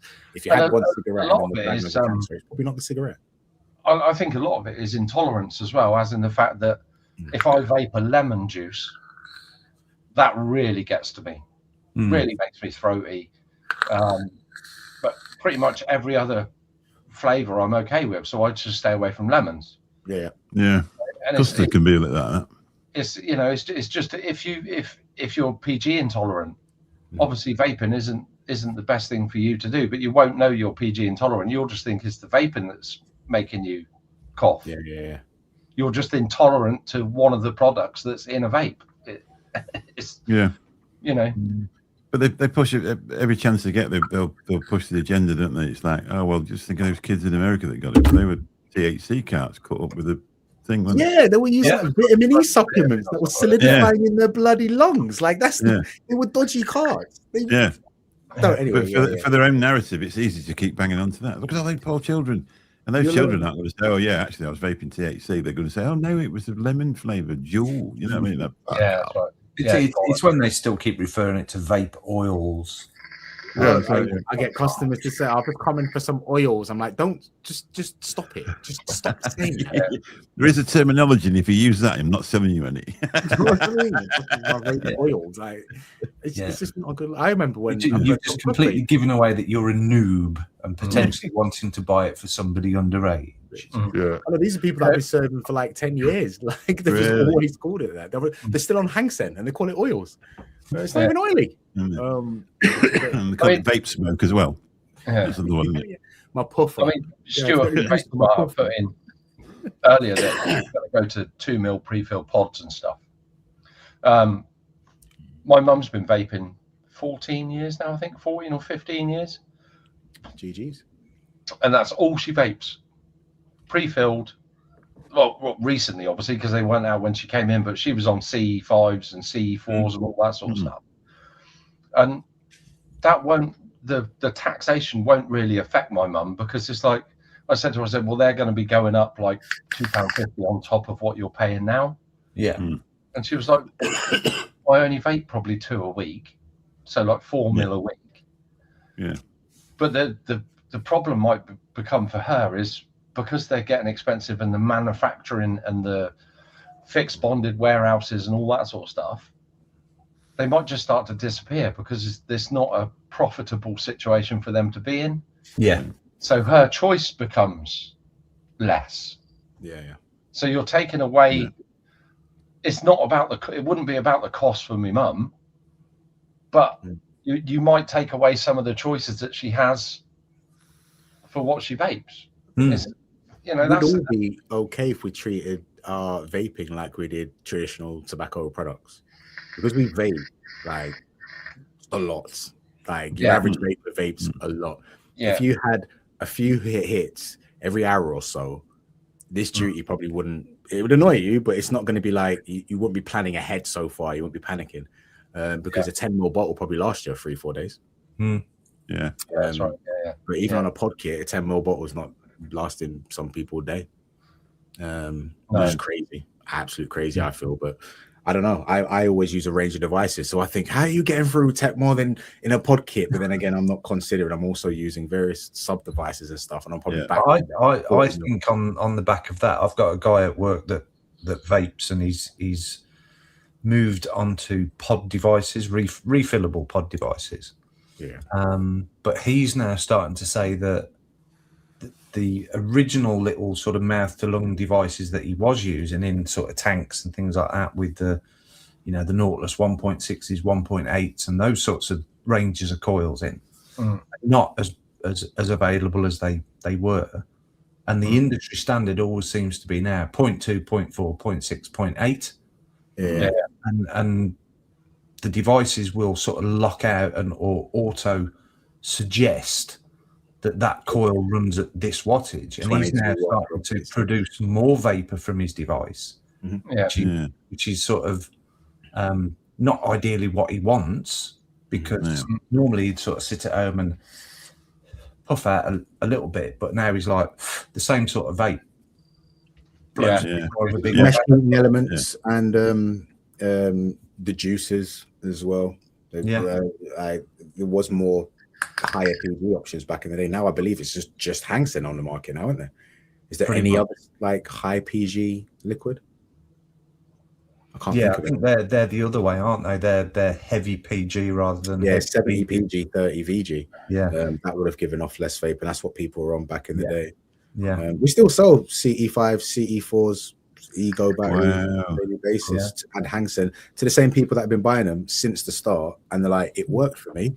I don't care about all of this mesh and blah blah blah. Yeah, that's right. I don't want it. Yeah, like if it works for me, I ain't gonna break. And these they tend to be the customers that aren't as concerned about this. I found they're not as outraged when I'm speaking to them about the tax and the shocks. They come in and they buy like 10 bottles of Hangsen minimum of time. I'm like, that's gonna be like double the price. Nah, effing government. It's what it is, and they just go along their way. There's no long. How do I get around it? How this? How that? I suppose it's the same with smoking, though, wasn't it? Like some people. I mean, I can remember when 20 cigarettes were 72 pence a packet, and now they're £17.50. Yeah. Some people are still smoking them. Yeah. Because it's like, I want a fag and then we'll have one. Yeah. On Facebook earlier, they just paid £45 for a pouch of tobacco. Yeah. We used to get that for £1.60 from Belgium. Yeah. And that was like 20 years ago, £1.60. Unbelievable. But it's like I mean, Micky started my missus off vaping 2 years ago. 2 years in October, I think it is, or 2 years in May. And she used, Dave Hall gave her a Vaporesso X-Ross pod, and Aramaxi gave her the stand to try all the juices, and she had blueberry pom, and I don't think the gummy fruit was out then, but she started on blueberry pom. She had that for about 3 months. Then she's been on is gummy fruit since then. She has a 1 ohm pod and gummy fruit, and that's it. I say to her, try this, try that. Not interested. Not interested at all. That's her vape. She's got 3 X-Rosses. They're all the same, and that's all she vapes. Yeah, it's brilliant, isn't it? But she actually quit smoking on Posh Vape View. She did. And I'll never forget that. See? No, she did. She did. I'm industry starter. That's what I am. Yeah. No, that weekend, because I tried Shell on vaping hundreds of times, all different sorts of shit, and we were sat at Expo and she just disappeared, and I was like, and I saw her talking to Mick and everything, and then she come over and plonked a device on the table. I was like, where you got that from? Okay, and that was it. It was one of these. I think she went outside. She went outside and had 1 or 2 cigarettes that day at the Expo event. Yeah. And that was it. Never touched one since. That's mad, We've still got a pouch of Backy down in the drawer. The original pouch of Backy from a couple of years ago. That's still in the drawer. I seem to remember coming with you on the Friday, and we sort of met up. She was quite sort of reserved and shy and didn't want to sort of speak. Then by the sort of Saturday evening, he was in talking about juices and all this, that, and the other. And she was proper full into it. Yeah, she was. Yeah, she was. But it was obviously her time, because I didn't. Yeah. She latched onto Mick, and just that was it. That was the time that she thought, I'll have a go at it, and just And I've got about 4 litres of Aramaxi gummy fruit. Fuck knows what I'm going to do when that runs out. Give me a shout. I got the concentrate. I've got what have I got there? You're just going to turn into a complete sweet dealer rather than a street dealer. Yeah. Once in the middle of this. I also think, going back, a completely different way. But I think there's going to be a lot of backstreet mixers. Of course there will. It's going to be back to pre-TPD days where people are mixing it in the sink and stuff. Yeah. Somebody's showing me videos of the batch of e-liquid they're making. Do we want to stock it in the shop? No, because that is a bathtub you're mixing it in, bro. Leave the shop. Yeah. That's the thing with me. There are people will. I mean, like cocaine is a class A drug, and how many people do you know that's coked up on a Saturday night? I see all of them. They're all doing it. Yeah. You know, weed is a class B in it or whatever it is, but everybody smokes weed. All you ever do is smell weed when they're driving past smoking it. Just look at Australia. Australia apparently are pretty good at policing stuff. They bring in their restrictions on vaping, and what happens within 1 year? Second biggest black market. Only behind marijuana. Yeah. And that's it's insane. That's insane. People should be made responsible. Almost back to people walking in and saying, you need to pay us X amount a week to keep your shop open, or we'll burn it down. Yeah. People are like, right, okay. Prohibition doesn't work. No. It doesn't work in America with the alcohol, and it'll never work ever. Because people just want to do what they want to do. Yeah. I'm not looking forward to it though, because I'm obviously going to get harassed to the nines by people like, can't you just make it for me? No, because this is tax money you're messing around with now. I don't need that. I'm heavily associated in the morning. Yeah, I do. Yeah, I've still got a big bottle of Cap V1 here. Ooh, I'm going to sell it for £1,000 when it all comes in, along with half a Capri that's in the loft. Well, I got a load of fluid juices that when they first brought out, I thought I'll tuck them to the side. Yeah, that didn't work, did it? Because fucking Yeah, you can pop over there and you get a discount with Benny's. Is it Ben 5? Yeah, and UVS 5. yeah. Where's that? To Modfog? Modfog, yeah. Oh well, if you just scan that QR code that's there, that'll take you straight to Modfog, and you can use that said code. Have a look at their reduced section and UVS 5. There you go. Have a look at their reduced section as well. They've got some really good Nick salts. You can spend 30 quid and actually end up with 30 flavours. So have a look. Yeah. Boom, boom, boom. And their bottle shots, I think they're about 12 quid. PG, VG, bit of Nick in the top. Yeah. 250 ml of juice for probably 20 quid done. It's bam, innit? You vape that for 3 weeks, wouldn't you, really? You know, against, and that's the same price as a packet of bloody Lambert and Desperate. Yeah. Crazy. Yeah. I mean, if you're thinking, 20 quid, that's a bottle of premium 100 ml and a couple of Nick shots, isn't it, really? Yeah. We sell more of those than we do 100 mils in a shop. 100 mils like died off in our shop because we expanded the range of bottle shots we did. When you look, give us 1650, we'll give you a complete kit to make 250 mils. We'll give us 15 quid and you got 120 mils. What do you want to do? Yeah. You might have to wait a bit longer for a steep, but you know what I mean? You're saving money, you're spending time. That's literally the line I give people in the shop. You save it in money, spend it in time, and everybody's happy. And that's gonna be like, I don't know, it's still gonna be quite pricey in it. So Flavor Craver have just put Cap V1 is still available. Is it really? Oh well, I can't yeah, at the EC shop right now. I've got I've got 6 gallons of it there. I'll hook you up with it. The only thing I'd say with bottle shots and 250 ml, if you don't like it, it's a lot to give away that you won't use. I can see those groups on Facebook where people are peddling juice coming back. Remember those juice swap groups? Yeah, they died off, but it's going to come back. It's going to come back. People offering lifts. Anybody doing lifts? No, it's a taxi. I'll get Spotty Johnny, who's 17-year-old, to drive you 100 mile an hour for 10 mile for 20 quid each way. or you can go in a cab.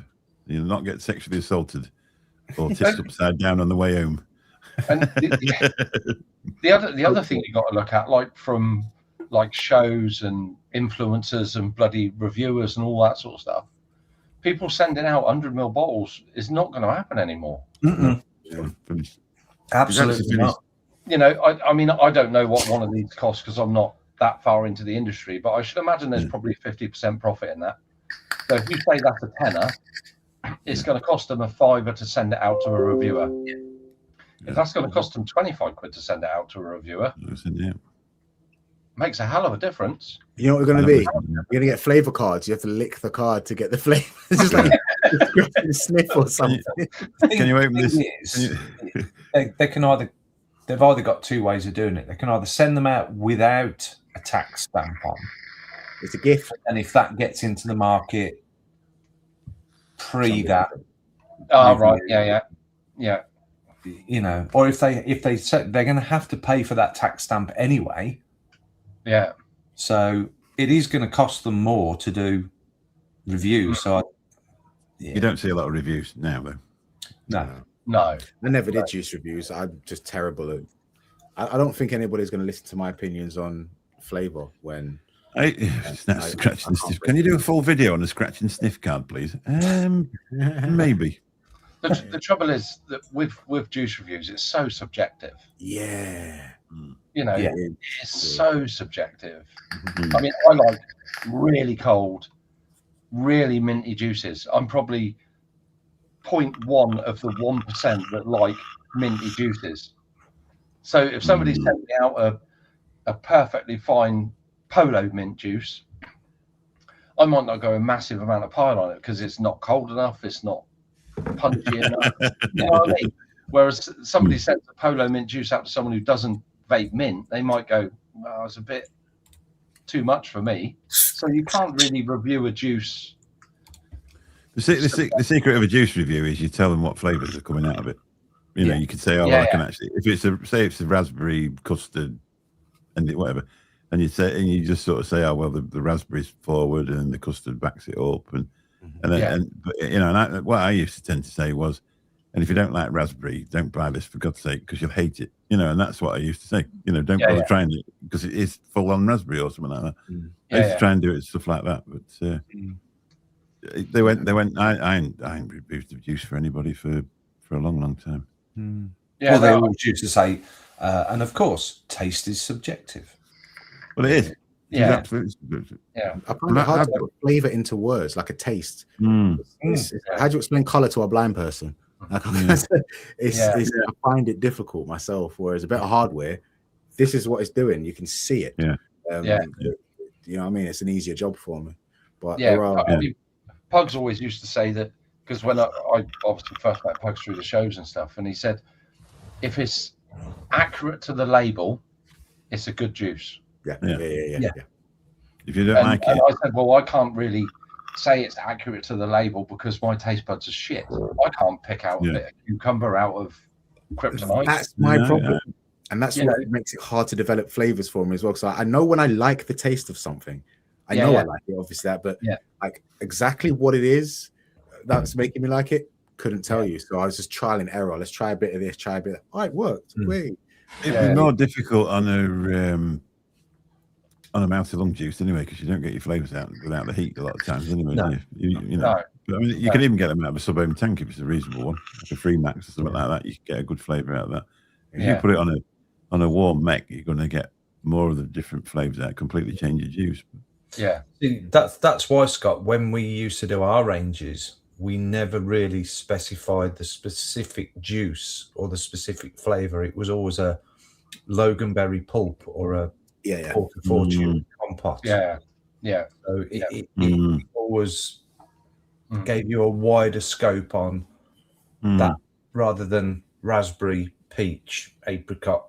I used to take the piss out of that. I can't lie. In the shop when we used to, the customers, oh, what is it? And I'd read it in a posh voice. Well, no, it's a Loganberry pulp. It's berry jam. It's berry jam is what it is. But it really just sort of it made it a little bit more accepting of, oh well, you know, I don't get blackberry from this. Well, I didn't say there was specifically blackberry in it. You know. Yeah, that's because I did try it once. Graham sent me a load out and he didn't tell me what was in it. And there was very few of them I actually got. There was just like juice A, juice B, juice C. And it was very, very difficult to actually discern what was in there without a suggestion first on the label. Yeah, without an almost sort of visual prompt of, I should be technically tasting that. Yeah. The brain automatically goes, I suppose you get that with food, though, wouldn't you? If you get a custard tart, then you're already expecting to taste the custard tart before you eat it. When you see it on the plate. We had some coffee salt sent in to us by a supplier once a long time ago, and I was like, coffee flavored salts, finally, yes, try it. And I was enjoying it. I let James that works with us try it, and he's like, tastes like chicken pot noodle. I tried it again. That's all I can taste now. Ruined it on the spot. It's funny how you say that. Yeah. Went back to the manufacturer, told him about that feedback. He passed it around the office, and apparently everybody was saying the same thing. Now, well, you know when Wick Liquor did Carnival. Was that the donut one? Yes. Yeah. So that was a sugar skull cake and the donut side and whatever. That was my all-time go-to desserty vapor. That was. I used to love that flavor, Carnival, and I'd vape it, and there'd be an element of banana and stuff in there, and I'd be like, yeah, this is really nice. And then one day I said to somebody, have a try of that if you like dessert vapes. And they went, tastes like Play-Doh. Play-Doh, yep. Used to get that all the time. And literally from that day on, that's all I could ever taste was Play-Doh. Wow. Yeah. Watermelon sugar own brew. I vaped a lot of that. And then Aramaxi James tried it. It was like, tastes like washing up liquid. I'm like, you're a cunt, mate. You're a fucking cunt. Doesn't help that the label's bright green either, because the visual association with it as well. Yeah. What What was the Loganberry one? What was the Loganberry Wick Liquor one? Boulevard. That's I vape gallons of that. Yeah. Used to be. It was quite a cheap compared to the other ones. It was cheaper because you got a bigger bottle, didn't you? Yeah, we did the Juggernaut ones, 150 ml. Yeah. I love that. Yeah, that was a good seller for us as well. To be fair, that and Contra by the end of it was all that was selling from the Wick stuff. They were the main two, but then that's because Ian's pointed it out there. I used to love Carnival till they changed the recipe. Wasn't overly a recipe change. It was the fact that Boulevard and Contra were made into a single concentrate mix by our concentrate suppliers. So we just used to buy it in as a single concentrate, add it to your PG, VG, job done. Carnival and Deja Voodoo. Deja Voodoo was 17 individual concentrate flavors.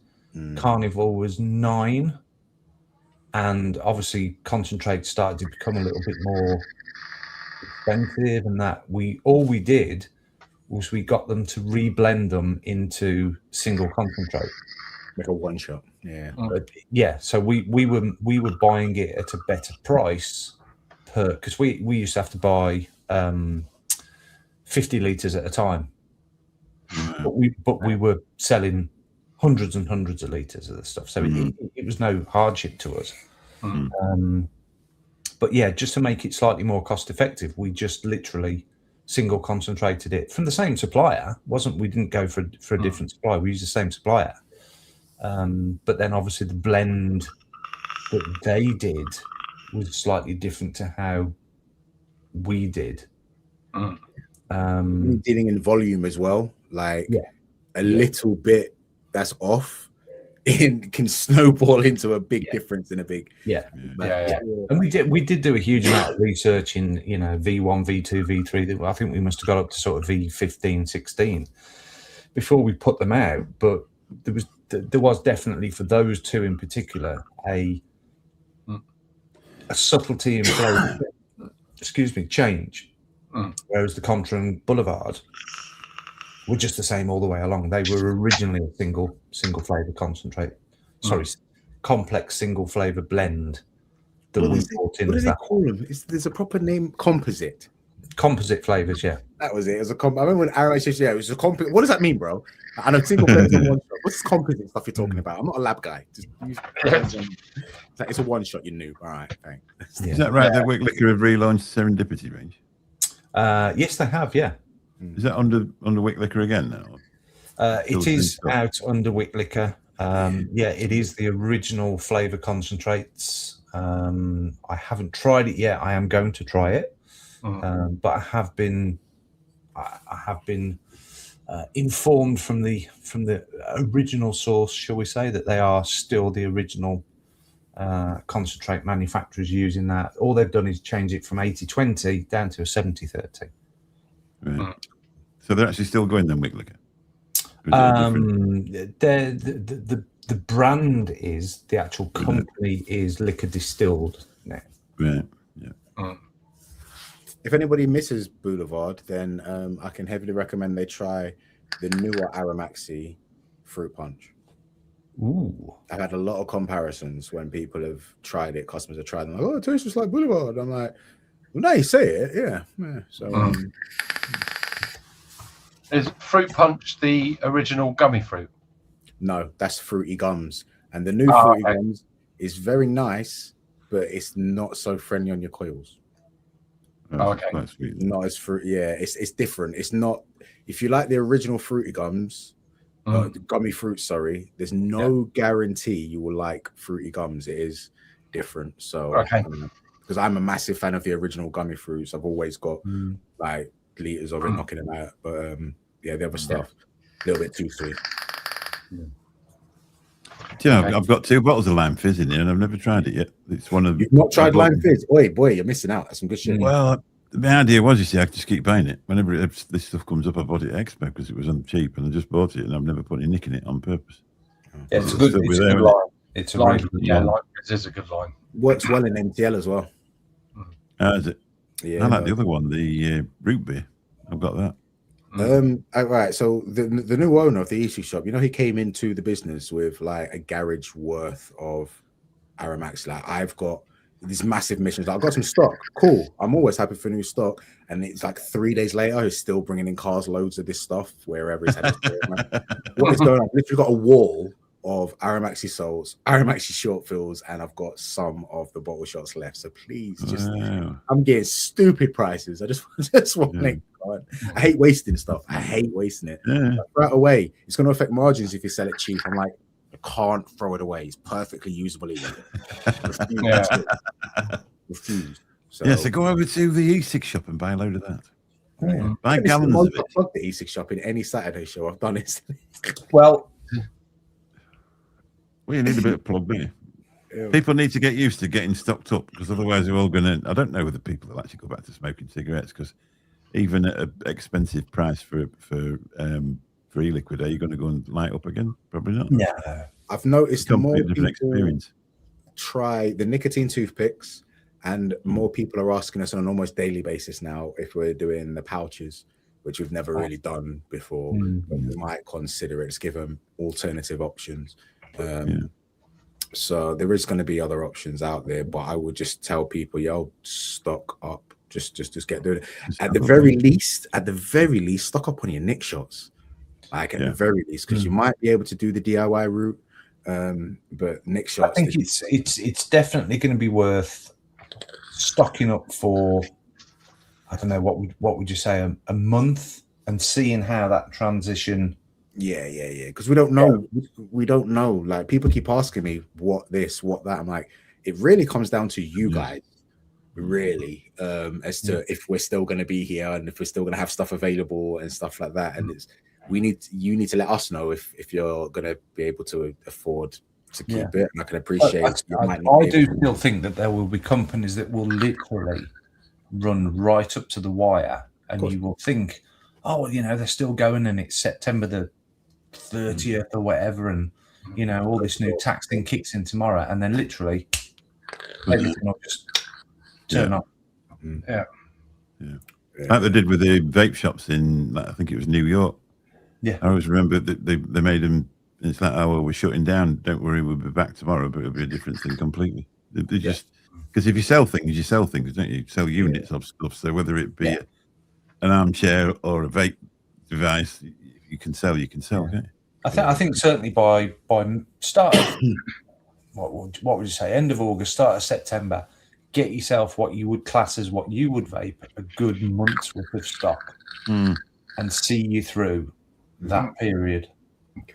I do think there'll be things that will circumvent it, and things that will come out, and things that, and you'll see the companies that carry on. You'll think, oh great, I can still get that, or things will change into just pure concentrates and the individual component side, but get yourself at least a month with a buffer stock. And I even think towards that period of time, prices will be at their ultimate low because people will be offloading the stock.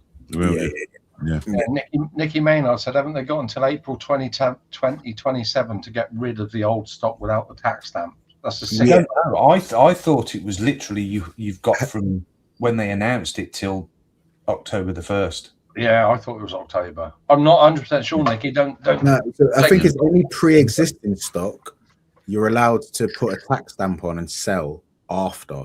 But because you've obviously got that at pre-October prices, even with that tax stamp on, it's not going to be as pricey as after April because all the additional costs for the manufacturer are going to be on top of it. So there'll be a jump and then there'll be a...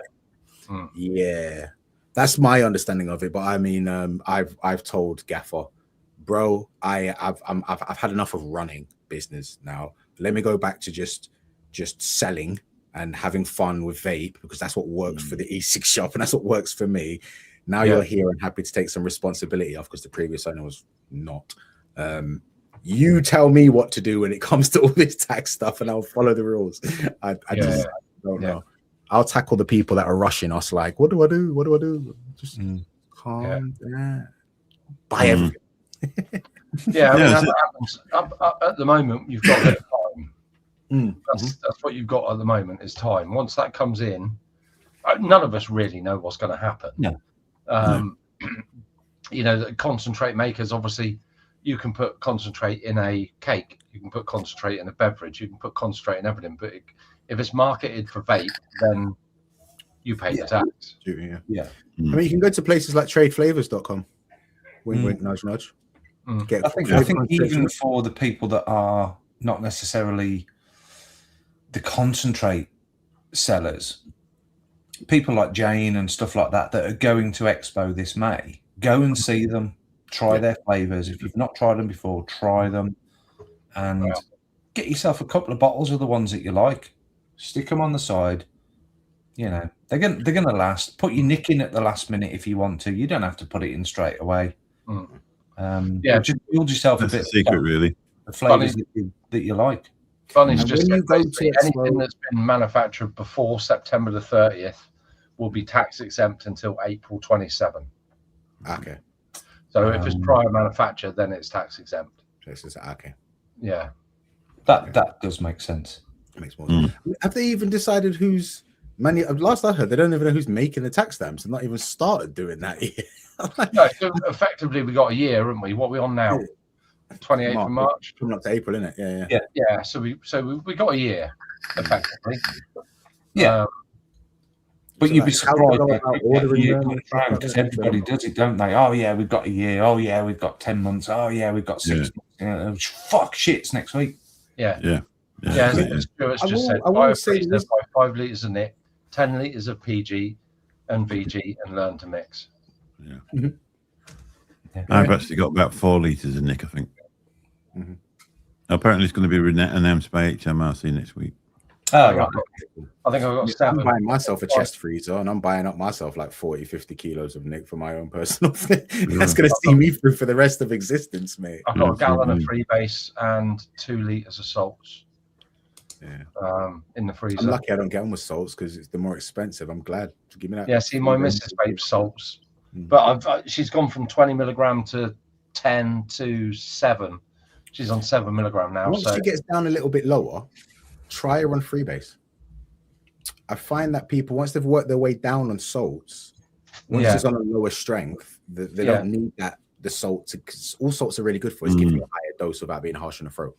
Once you don't need that higher dose, try more salts. The salts are more addictive, I feel. Yeah, I mean, to be fair, for the amount that she vapes, like I say, she's only on a 1-ohm pod. Oh yeah, you did say actually, yeah. She's on a little Vaporesso Exos thing. You know, it's very. You know, I fill a 100ml bottle up like that probably once every 7 weeks, 8 weeks, That's maybe. good, isn't it? So it's cheaper than cigarettes, isn't it? Yeah, way cheaper and better for you.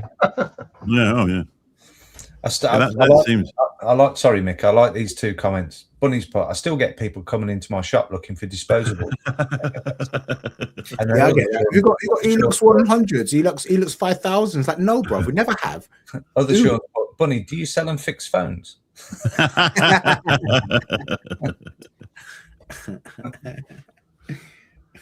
There's actually a tanning shop stroke vape shop local too. Yeah, we had one of them.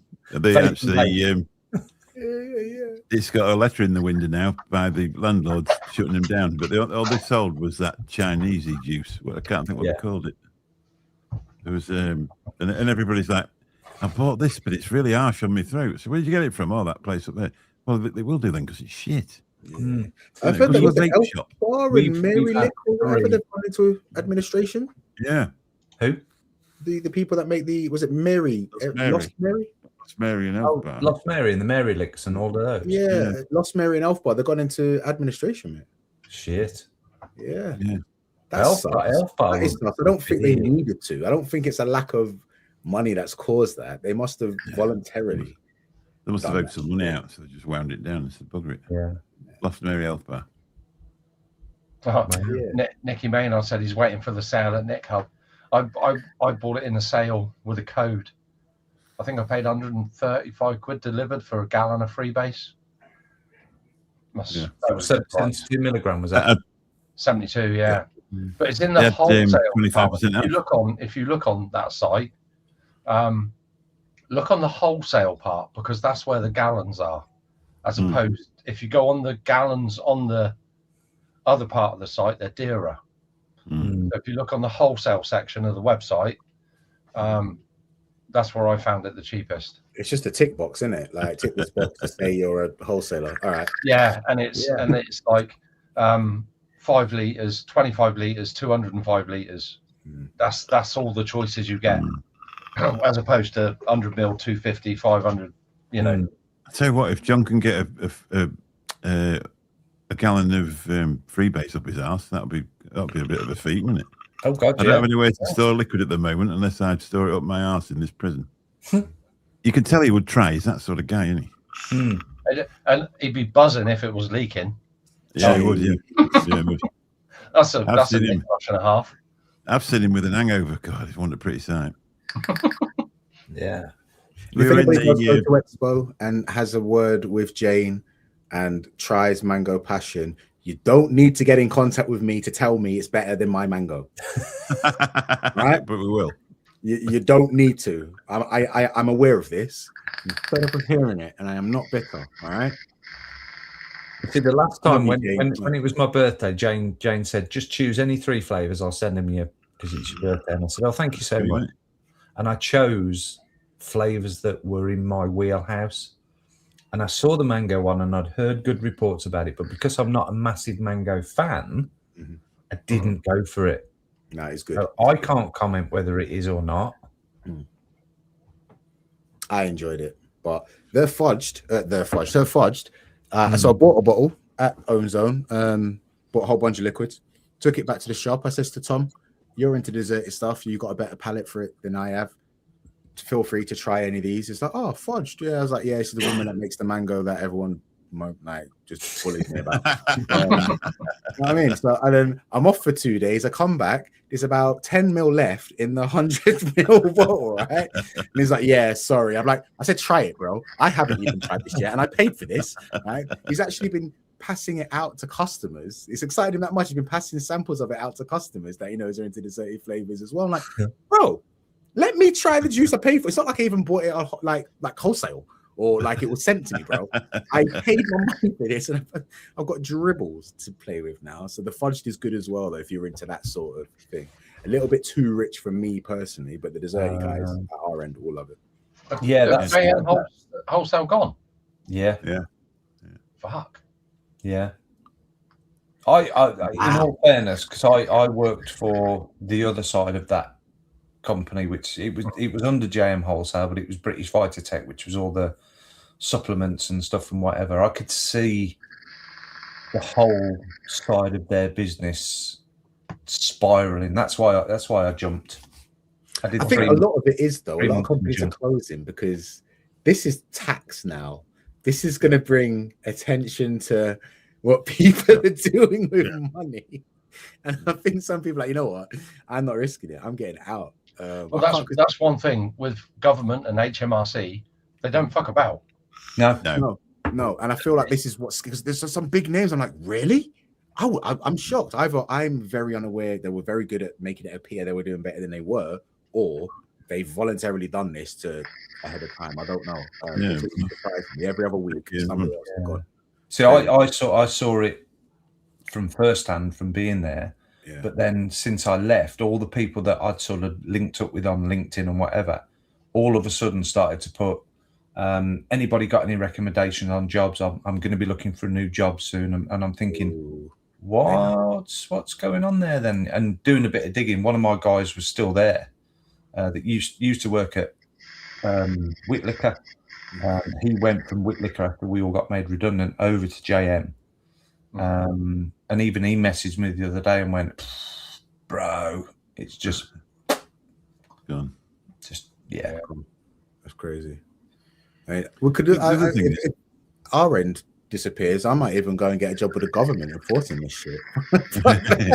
Yeah. The other thing, we've got a lorry company here that's been in business 76 years and have closed because they had that many lorries. And you imagine the everything that's gone up, wages have gone up, fuel's gone up colossally, and then on top of that, you've got the contributions, the NI contributions that they put on. Yeah, that's been a killer for employers, hasn't it?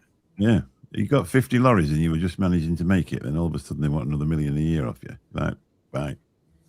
Yeah. You know what I mean? I'll sell the land, I'll sell the lorries, and off we go.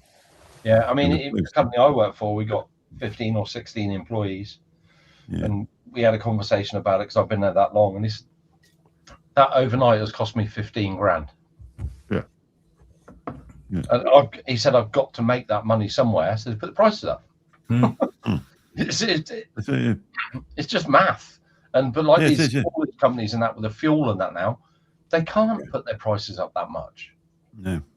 And they got a lot of tangible assets with lorries and all that sort of stuff. They just say, fuck it, I'll shut it. Yeah. Sell the lorries. That's me done. Yeah. So they're all. I mean, these are. They don't, innit? Yeah. These are like sons of the people that founded it, and they're just like, well, what's the point? Not making any money. Why would you do it? Yeah. And all the things that the hoops you've got to jump through, all of a sudden you ain't got to jump through any of them. But you've also got 50 people and now unemployed. Yeah. Countries I in a was speaking to a guy who came in work. His son-in-law runs a company that runs lorries, and it's nothing to do with fuel or anything like that. But they got a digital tachograph now. Yeah. And he had to take a lorry for an MOT test for a DVSA check, and the DVSA check was like at midday. So he clocked in at work at 8 o'clock in the morning, brushed up the yard, done the tire pressures and that on the lorry, all the normal sort of everyday stuff that you would do. Put his digital tacho card in, drove down the road and got stopped by DVSA. He said, what are you doing? He said, I'm taking it to the DVSA testing centre to have a test on it. All right. Let's have your tacho card. Yeah, because he's been driving like 12 minutes or whatever it was. So what have you been doing this morning? Well, I've just been brushing up the yard and done the tyre pressures on the lorry and everything. Oh, so you were working this morning then on your lorry? Well, I've done the pre-checks and the tyre pressures and stuff. They fined him £1,000. You're joking? He hadn't had a 15-minute break in 4 hours. Fucking hell. What a load of bollocks, isn't it? And that's the problem. He was like, I've literally done nothing. But as soon as he said he'd done the tyre pressures on the lorry, he was working. All he needed to say was, I've just come to work. Yeah. I started half hour ago. I drove the lorry for the test. And they DVSA fined him £1,000 for driving to a DVSA test. And the people about. He said to me, that is my profit for the week. Gone. Yeah. So he said, I'm working for nothing now for a week. And why would you bother keeping it? Well, yeah, but they've been doing that for years, haven't they? With the DVSA, they'll pull up and say, "Oh, your legs aren't up far enough. They're supposed to wind around 8 times. You've only done 7.5. Yeah, that's £500. Yeah, you've got a puncture on your inner tyre that nobody can ever see unless you actually pull up, and you could have got it 5 minutes before. I will do you for a bit more of that. Yeah, and people just think. I mean, I've come back yesterday. I took a friend of mine to Doncaster, and I come back, and it's a 50-mile-an-hour road, and then it goes down into a 30. So I'm doing 50 mile an hour, and I pulled down into 30. Then I looked up, there's a speed camera there, and I still don't know if I was doing 30 when I come over that line. So I could get fined for no reason whatsoever. It's just pointless, isn't it? And the roads have got this particular road has got that many potholes in it. Why are they worried so much about how fast people are going when motorbikes could get in any of them potholes and come off and die? Yeah. Yeah, that's it. Yeah. If you're going down a smooth road, you've got, with no potholes in it, you've got nothing that you can complain about. But you can complain about that. They're more interested in finding people that are driving than they are in repairing the roads that are dangerous. Yeah. And they're dangerous. They are dangerous. Yeah. We're talking about holes like this and that deep. Yeah. Yeah. We've literally ran some of the islands here, because obviously when they sort of tarmac them in sections across.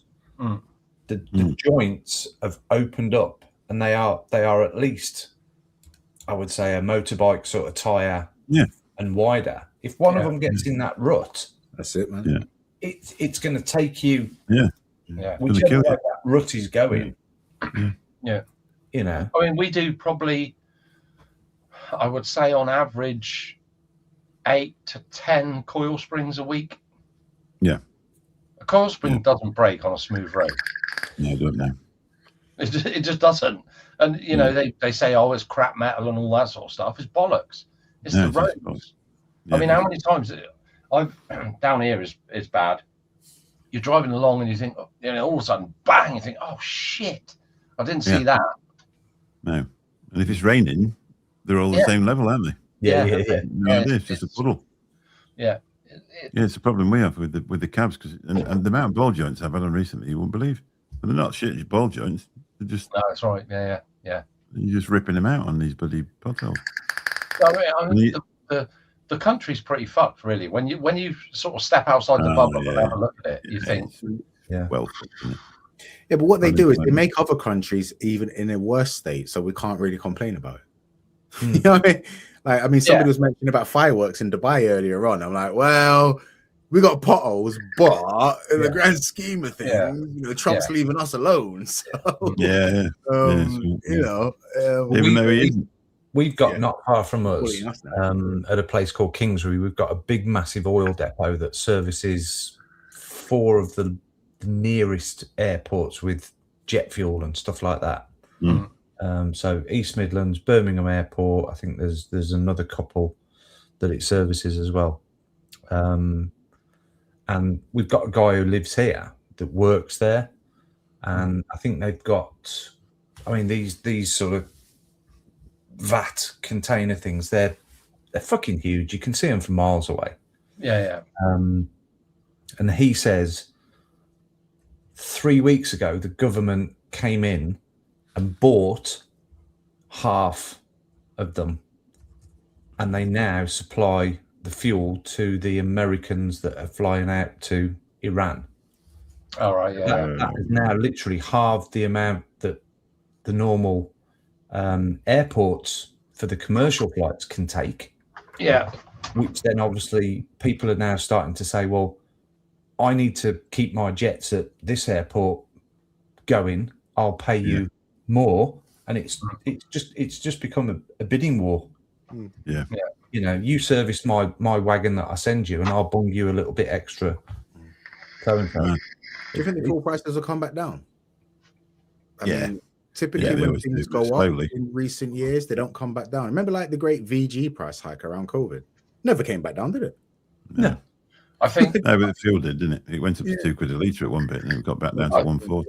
I'm about to buy my first car, and this is worrying me. because I'm like, is it worth me buying my first car to just stick to using my feet? I think a lot of it is that I think why, from a personal point of view, I can't understand that they say we're going to war, or America are going to war. Fuel prices jump this much that day. Yeah. There's obviously a stockpile of fuel.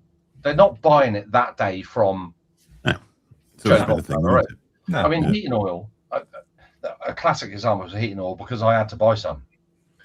I think Trump started on the Saturday, threw his toys out the pram and threw his first bomb on the Saturday. I said to my missus, I said, we had about 100 litres of oil in the tank. I said to Shell, I said, buy some oil tomorrow. When you get home from work, order some oil. And it was 64p a litre. Buy some. I said, just buy 500 litres. It will see us through the summer. Don't fill the tank up. Just buy 500 litres to see us through the summer, and we'll go from there. She didn't order it. She phoned on the Wednesday, and they said, oh, we're not taking orders at the moment. Oh, no, we're taking orders, but we're not giving prices at the moment. We'll give you a price 2 days prior to delivery. Wow. I was like, okay. So I said, well, order 500 litres. And they came back with a price of £784. Shit. So I said, we've got to have it. We've run out. We've got to have oil, because I've just taken my bathroom out with an electric shower and put an oil shower in there. Run off the boiler. We've got 2 teenage kids at home. I said, we got to have it. That we had that delivered on the Monday, I believe. And I priced it again on the Thursday, and it was just shy of £1,000. Now that from 177.5 plus the 5% VAT or whatever it is. So I said that oil, they can't tell me that oil wasn't in tanks in this country. Yeah. So why has that doubled? So so the next batch of oil, say they order 1 million gallons of oil April the 1st. I can understand those 1 million gallons of oil being X amount of pounds. But that bit in between, that's profiteering. Yeah, it's profiteering. Yeah. That's price gouging. That's profiteering and price gouging. Yeah, they're getting the money out of you for their next purchase because they know the price is going to be higher. Yeah. I mean, take a hit on their margins, do they? Heating oil was dearer than diesel. Wow. Because there's no price cap on heating oil. And they put one on now. Yeah, I think they have. Yeah. But there's the government has stepped in with 50 million quid for vulnerable families and that sort of stuff if you're on benefits and that. But that works out. You get about 100 quid worth of oil. That's 3 weeks. And the other thing is, it's like everybody says about vulnerable people and this, that, and the other, but don't you find that the people that are actually vulnerable now are the ones that are working, because your wages have gone down, your mortgage rate's gone up. Yeah. People are getting made redundant. There's a plastics factory across there that's been in business for 50, 40 years, something like that. They're closing. And all of a sudden it's not, I mean, like we ain't got a mortgage anymore. Both me and Sue work. We're not wealthy in any way, shape or form, but it's a little, it doesn't really, it makes 20 quid a week difference to us at the minute, something like that, 20, 30 quid, which we can do. Yeah. But it's the bloke that's got 2 kids who was going 20 miles each way in his car, just making it by going out for a meal once a month. You know what I mean? And him and his wife are both sort of working, but probably not massively paid jobs. Yeah. And then all of a sudden he's got to find the money for the mortgage hike, and then the money for the fuel hike, the money for the food that's gone up, the money for everything else, and you can't do it. You just cannot do it. It's the bread line that they used to say that has moved vastly into the middle class side. It's like me and Shell go on holiday once a year to Spain. Yeah, we've done it for the last 3 years, I think. We never had holiday for 11 years. We've done it for 3 years. Love it. It's only bloody Torremolinos or Benidorm or whatever it may be for a week. Yeah. We were looking today, and the holiday that we had last year, the same hotel, exactly the same. It's not the same week. It's about 3 weeks later, because we were on a holiday this time, and we want to go in 3 weeks' time. That's doubled. Yeah. And I said to Shell, we can't do it. No. We're both. Shell, my missus works part-time. She does 20 hours a week with the NHS. I'm working my arse off. We get paid fairly decent money for what we do. And then our mortgage is up in July. That's going to increase because we're on a fixed rate at the moment. That's going to increase. Fuel's increasing. We've got 2 kids at home that are getting older and eating more and eating more and eating more. Yeah, they contribute a bit to the housekeeping stuff. But you just think that treat once a year can't happen now. No. You're trying to force us into some sort of revolt. I reckon they are, man. Yeah. There's no way they're going to keep making these decisions, especially for a Labour government. My conspiracy mind just tingles. It's like, I don't know too much about Labour. I remember when I was younger, Labour were the working man's thing in it. Like, and then as I got into the age to be concerned with politics, it was all Tories. I mean, Tories. I heard about the golden days of Labour. Labour get in, I'm like, yeah. And then I feel like, no, you older generations lied to me because you said these guys were the good guys. Right? But these guys are utter cunts. They've always been the party where they put your wages up so you think they're amazing, but when you actually get paid, you realise that they've took most of it off you in tax. But then so that forces people into something completely new, reform. And then people are like, siding with this reform thing without a lot of people aren't really looking at the big picture, just looking at one small thing that they're talking about. And then they backtrack a little bit and it goes to even more extreme restore. I'm like, has this whole thing just been a big ploy to get people to side with a very, well, in my opinion, quite extreme party for some nefarious reason? I don't know. The trouble is from an old fart point of view, you used to be able to aspire to work your ass off, you get a mortgage. Work your ass off, you have a kid, you have a couple of kids, you can afford a couple of kids. Well, you can never really afford kids, but you have a couple of kids and you make it work. And you can see a future. You buy your house, you work for 50 years, you pay your house off. Your kids fly the nest because they can afford to get on the housing market with a little flat or a little 1-bedroom, 2-bedroom house somewhere. They flee the nest. You're sat rattling around in a big old house. You flog the house. You live in a fucking mobile home somewhere for the rest of your days. Go on holiday 5 times a year. Job done. You can't see that now. My kids can't get a house. I was going to say the property market was for me. I'm 37. Even like I'd give up on that, bro. Like set your benchmark a little bit lower because it's never going to happen. And from what I've seen for the last probably 10 years, Boris Johnson and the Conservatives fucked it up a little bit with all the parties and COVID and all that sort of stuff. From my personal point of view, when COVID happened, the Conservatives caught me for sure with furlough. It costs the country a lot of money. But if they said we can't pay you, there would have been a load of people in the shit. But now we're still paying for it. But it's been like a steady nosedive down. And you see these parties like Farage and Restore and all that sort of stuff. I think to a certain extent they're blaming it on the wrong people. They focus on a small sensationalized thing. Everybody cuts at that, and then don't worry about the NHS. Don't watch what we're doing with that. Look at these guys on the boat. But I've got to say that the immigration and when I went to hospital last week, I would say probably 90% of them were foreign. 100%. But I don't even get outpatient appointments for my diabetes anymore because they're just too busy. But they're no, I meant the people working there. Opposed to, 90% of the people working there were foreign. Shit up. Come on in. Absolutely brilliant. Bring a skill. Fucking fill your boots. Do whatever you got to do. Ideal. But what's being focused on is the amount of people that are coming in either illegally or coming in legally and pulling out of the system. And you see it's being sensationalized as that is the problem. Not necessarily. That is a problem, but that is one of the problems. That isn't the problem. The amount of money that this government give away to fucking India and foreign aid and all that sort of bollocks, when you got people living on the streets, that's where I see the balance is not quite right. I think we signed up to like 30 billion or something to Ukraine. I feel really sorry for the Ukraine. They got a fucking war on their hands.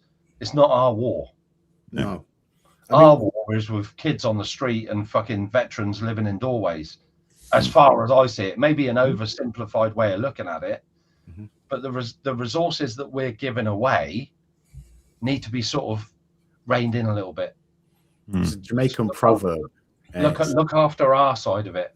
Yeah, you know, dance in the yard before you dance abroad. Basically, like make sure everything or charity begins at home is probably the But as far as legal migration is concerned, we need that shit. They say there's 100,000 people or whatever coming in and they're working for the NHS or wherever they're working.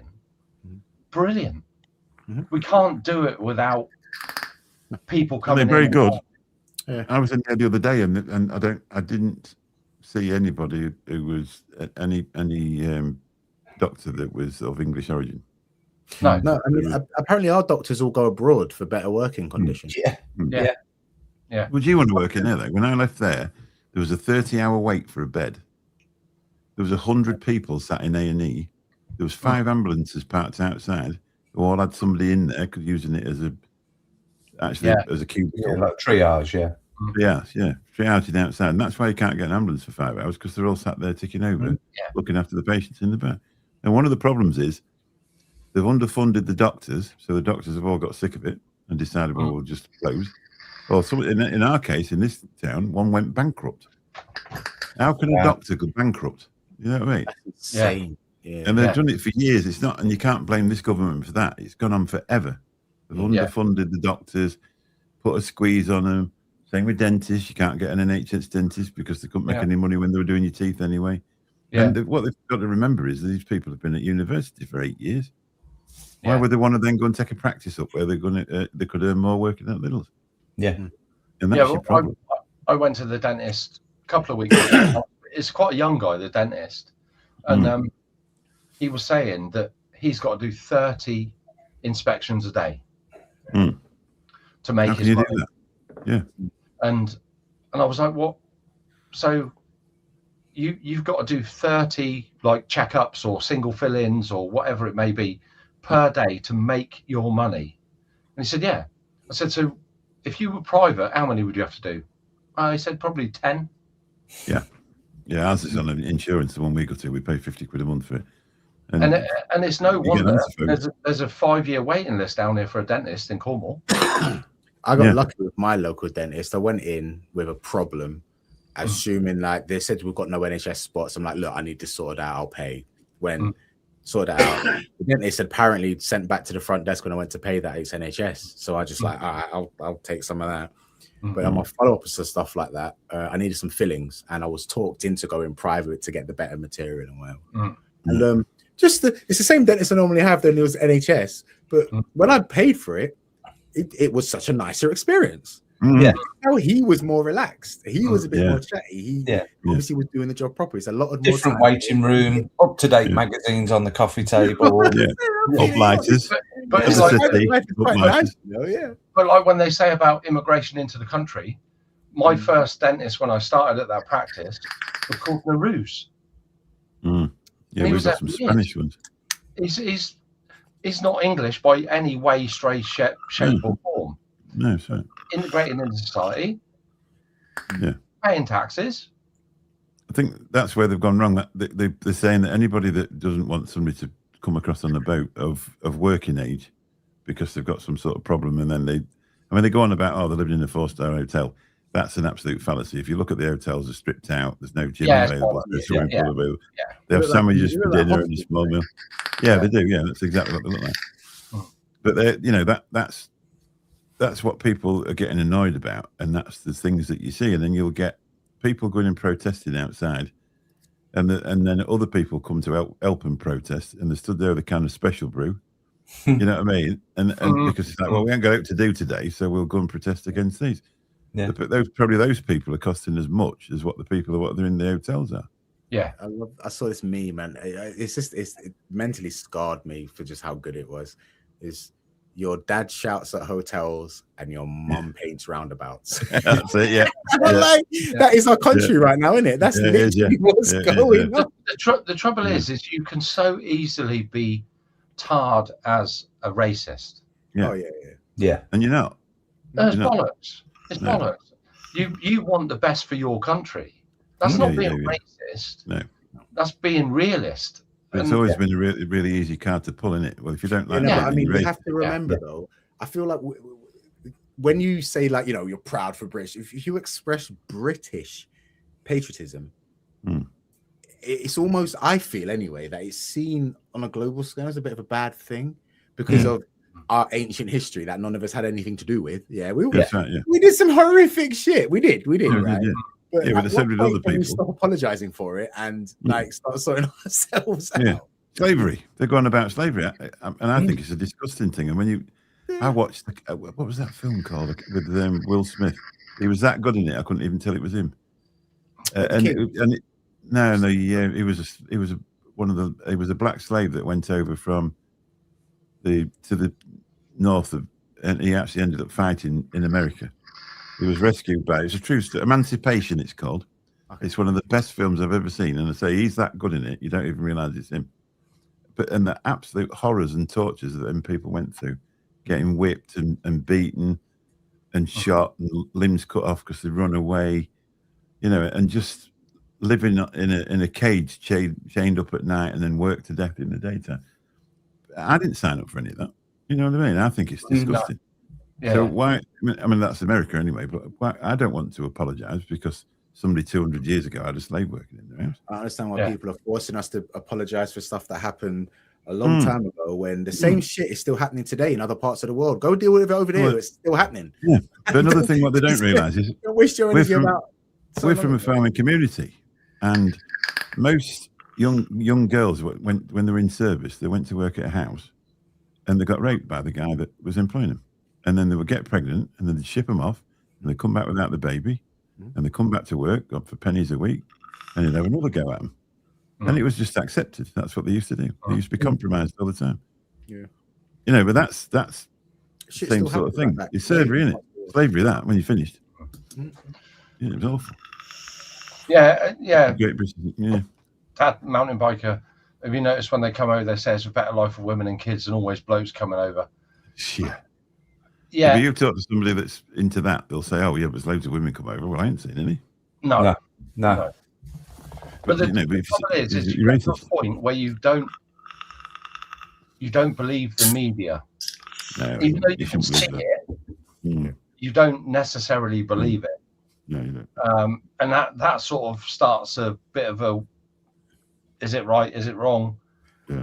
But from what you see on the media, it would appear that it's all fighting age men. Yeah, it would. Yeah, yeah, because they could be there spinning it. Yeah. But the more you see of it, the more you start to believe it, and you see it on the streets. I mean, but Cornwall's way back in the time. We're out of it to a certain extent. We've got no real ports or anything like that. But if you go to a car boot probably 2 miles away from me, it's in a bloody field, in a farmer's field. Yeah. You feel like a foreigner. Yeah. And the reason being is there's loads of factories around. Yeah. That employ Portuguese and Polish and whatever nationality they are. Yeah. They're not English. No. So when you're going around a car boot sale down here, it feels like the English language is a second language. Yeah. Which is a bizarre thing. And it's probably the last 5, 6, 7, 8 years that has happened. Yeah, we got it here. We got a lot of Polish people come over. To be honest, they're absolutely lovely. Yeah. The Polish, as a cab driver, you could pick up 4 drunk Polish people and you never used to worry about them throwing up because I actually got one guy who said, "Can you pull up, please?" I went, "Oh, right, okay." Then so got out, walked across the road and threw up in the edge, got back in and apologised. I said, no, you only apologise when you do it in here. Oh, all right, yeah. He was so upset with himself because he'd actually thrown up through alcohol. Yeah, I mean, my nan and auntie live in Reading, and they've had Polish people next to them for donkey years.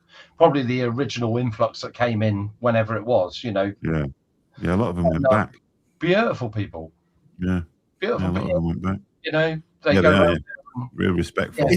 It's interesting because I mean, I remember how long ago, maybe 10, 15 years ago, And every channel on TV, there was some sort of real life documentary type thing looking at people that just live on Benefit Street, Benefits Britain. Do you remember all this TV program? We did.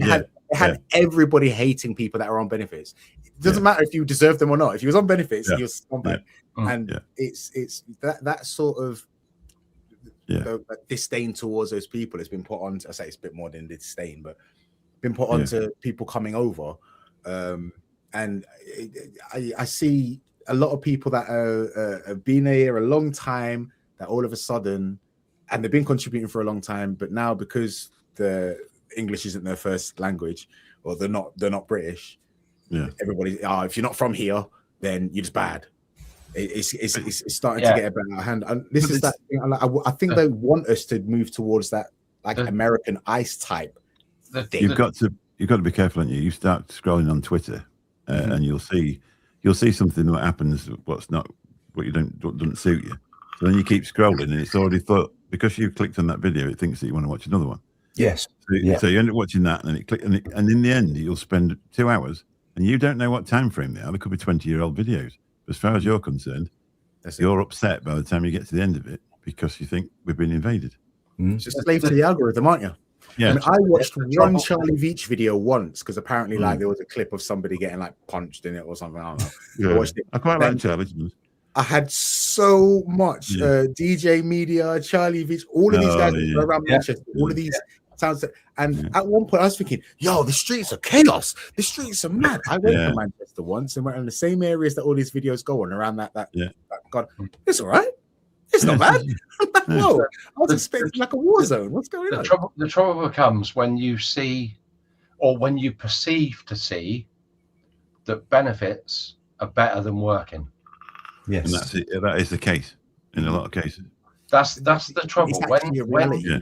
When you get, I wouldn't say given a house, but when you're housed and you get paid a certain amount of money to be a fuck off, Anki. But it's perception. Yeah, like the perception is that they're getting everything for nothing, and they're living in 4-star hotels, like Mick said. That's bollocks. They're not living in 4-star hotels. They may be housed in a hotel that was once 4-star, but they're eating fucking basic food, and they've got a roof over their head. Yeah, that's all they've got. But the perception is that, but he fought for our country and he's living in a doorway. That's a perception. Sometimes he might be heavily addicted to drugs and don't want to live in a house. But because you get those two visions put together by media, that's where the imbalance comes, and you get the, I don't want to say racist because it's not racist, but like the ignorance. Yeah, it's ignorance. The like of Farage, we're going to fucking kick them all out. Well, they don't all need kicking out, but it needs. Trump did that, and he regretted it because nobody was growing the farms. Nobody was growing the food for them anymore. Yeah. The balance needs to change. You need to be in a better position by going out to work, working your ass off, and strive to get somewhere. Yeah. But as soon as they try and do that, though, the next thing is, you're picking on the vulnerable people. You can't take the benefit of them. It's interesting is that you've got more in common with immigrants than we do with our own leaders, and yet it seems there's a big problem with the immigrants when it's all this distraction, isn't it? Like if we actually all twig that what really needs to happen is get the people that are telling us what to do out of power, which we can force to happen if we really want. Like they don't want us to realize that. So, I mean, how many people didn't vote? I mean, I'm not going to do a poll because a lot of people won't admit to it. Like a lot of people won't admit to voting Labour. But at the time when they went, well, there you go. So you can't really complain. No. Yeah. Unless you actually use your democratic right to vote. I will hold my hand up and say I voted Labour. I voted for Farage. Yeah, I voted for Farage. I've always been a Conservative voter. This is a Conservative area. I voted for Farage, rightly or wrongly. It's the same as Brexit. My parents were always Conservative. Yeah. They always voted Conservative. I grew up with that sort of background. Whenever I got to a voting age, I wasn't into politics. I'm still not overly into politics, but I always continued that sort of trend. But on the last one, I actually voted Labour because I was sick and tired of the Conservative government fucking things up. I watched I just thought, do you know what? Let's have a reset. Let's give somebody else a bit of an opportunity and a chance. And it just got worse, didn't it? I remember watching the Sunak and Starmer head to head that they had, and Sunak saying they will tax you. The taxes are going to go up by £2,000 a year, and it was sort of like muffled away and like taken over and all that sort of stuff. But I think from a hindsight point of view, if Sunak was in now, it would be different. I don't know by how much, but I think the I wouldn't say the lie that we were sold, but we were sold Labour are going to change everything, and in actual fact, all they've done is fucked it up. Right. Yeah, but they were also trying to sell you that Conservatives were going to make change, but they'd had a lot of time in there to change, didn't they? I feel like it would have got just a bit slower with Conservatives. Labour could come in and just make some major changes and change some things that were set in place and whatnot because they've just come into power, whereas Conservatives wouldn't have been able to do such a wild swing. Conservatives the only thing that always happens, and it always will do, whoever's in government manage their government, and if they know that the whole thing is going out and there's a good chance that the other party, they just fuck it for the next party coming in, and then the next party spend X amount of months or years trying to manage the shit that they found in their filing cabinets, and they look crap initially. They're just trying to manage it, and they're only in tenure for what, 5 years, is it, or 5 years? 4.5, 5 years. And it might take them that long to get it sorted out. Everybody thinks they're shit. The next one comes back in, and they think, do you know what? Fuck it, we're going to fuck it for them again. Yeah, it's like when you know you're going to be made redundant, isn't it? You're just like, you know what? I'm working in insurance space. I'm looking at all these files. Fuck them. Yeah, it is. It is a difficult thing. It is hard because the other thing is they're always. I mean, like Starmer said, I'm going to get rid of all the potholes. You know, they come up. There's always a famous thing that they say that they never actually ever do because they didn't. You know, and it's like with Farage as well. He's there going, "Oh, we're going to do this, we're going to do that," and when it comes to, he won't get permission to do it anyway because he can't just decide what's happening. No. You know. What's he going to? He's going to lift the smoking ban in pub gardens or some shit. Wait, let's vote for. Yeah. So, well, that's it. Yeah, that's what they would tell you though. And then they say, but we're going to put 50p on vapes. Yeah. You know what I mean? We're going to, because they're going to pay for it somehow and they ain't got any money. Who actually would? I mean, does any of you actually want, if somebody says, right, you can be Prime Minister tomorrow, would you take the job? No. No, would I? I'd probably accept a job in government, but not Prime Minister. No. Yeah. I mean, it's the Prime Minister himself. Is the Prime Minister the one that, I'm sure it's a team around him that actually. Yeah, he's just like the person that he's the spokesperson for the fuckery. I like the idea of, I mean, this might be my younger, more radical mind coming through now, but why have just one party? Like, surely if, I don't know, let reform deal with immigration, let Labour deal with education. You know what I mean? When you get a coalition, you always get two completely different ideas, and whatever you try and do, the other one vetoes it, regardless of what it is. They spend too long. It's just too centralized these days. Right and who's wrong? I think there's also a lot too centralized these days, man. Everybody panders to stuff. Well, you can't say gollywog anymore. Yeah. Well, you know, you can't have a gollywog on the front of a fucking pot of marmalade. Yeah. Bollocks. It's been like that for 100 years. There's nothing racist in it at all. It's a different thing. It's a blackface brand. But, all the common sense is gone now. Yeah. There's a pub in Retford called the Black Boy, and it's been called the Black Boy forever. And it had a picture of a black servant boy from the 1800s on the sign. So anyway, all these people, and they don't even think they were coloured, black or anything. They're all white, like they're like, oh, that's offensive to black people. And they're all stood around there threatening this pub.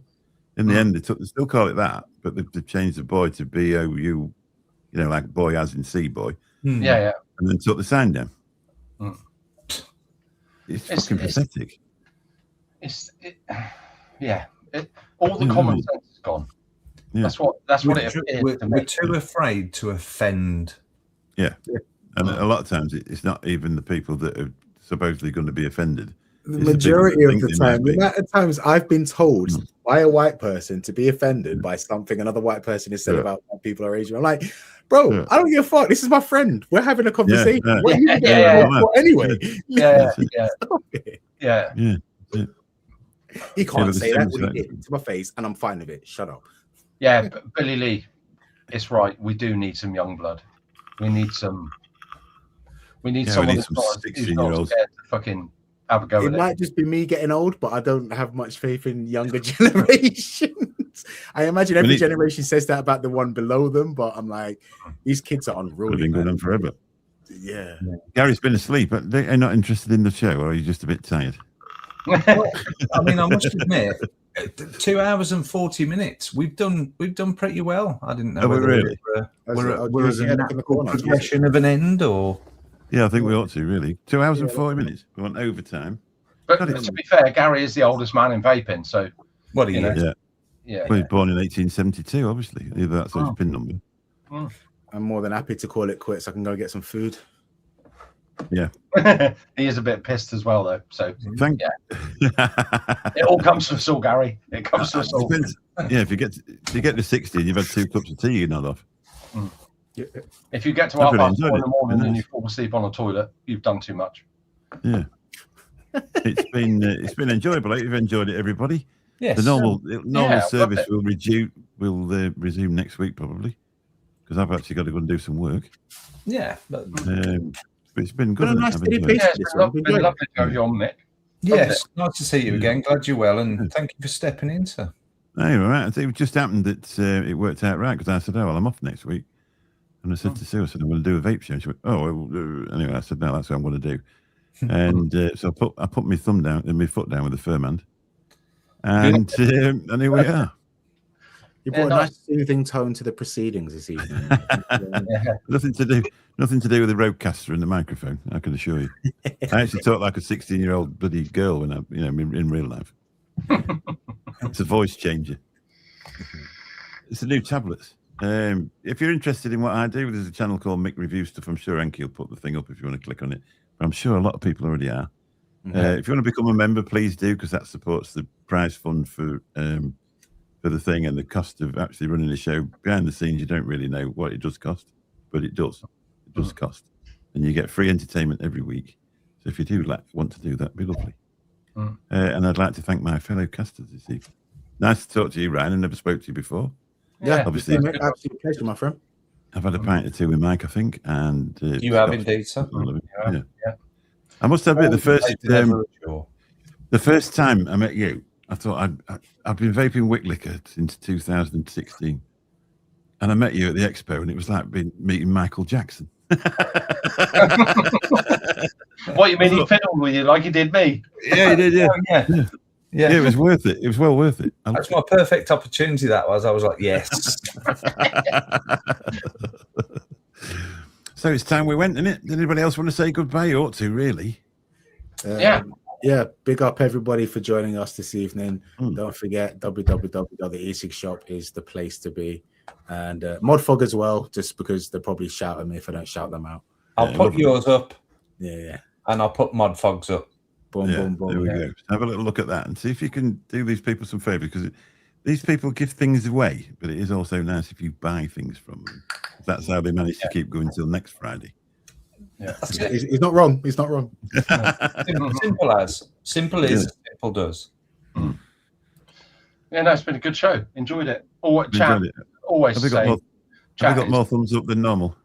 We need to have more thumbs up than normal. Mine always tends to stick, so I have no idea. I'm showing. I'm going to load it up now. All right. I am seeing a number 23 is the current number I'm seeing, but whether or not that's accurate, I don't know. Ooh, everybody hit the thumbs up on the way out. Really enjoyed it. Yeah, it's been good. It's been really good. It's been a pleasure. Catch you all soon. Yes. See you next week, folks. Bye. Take care. Went to a party, I danced all night. I drank 16 beers, and I started up a fight. But now I'm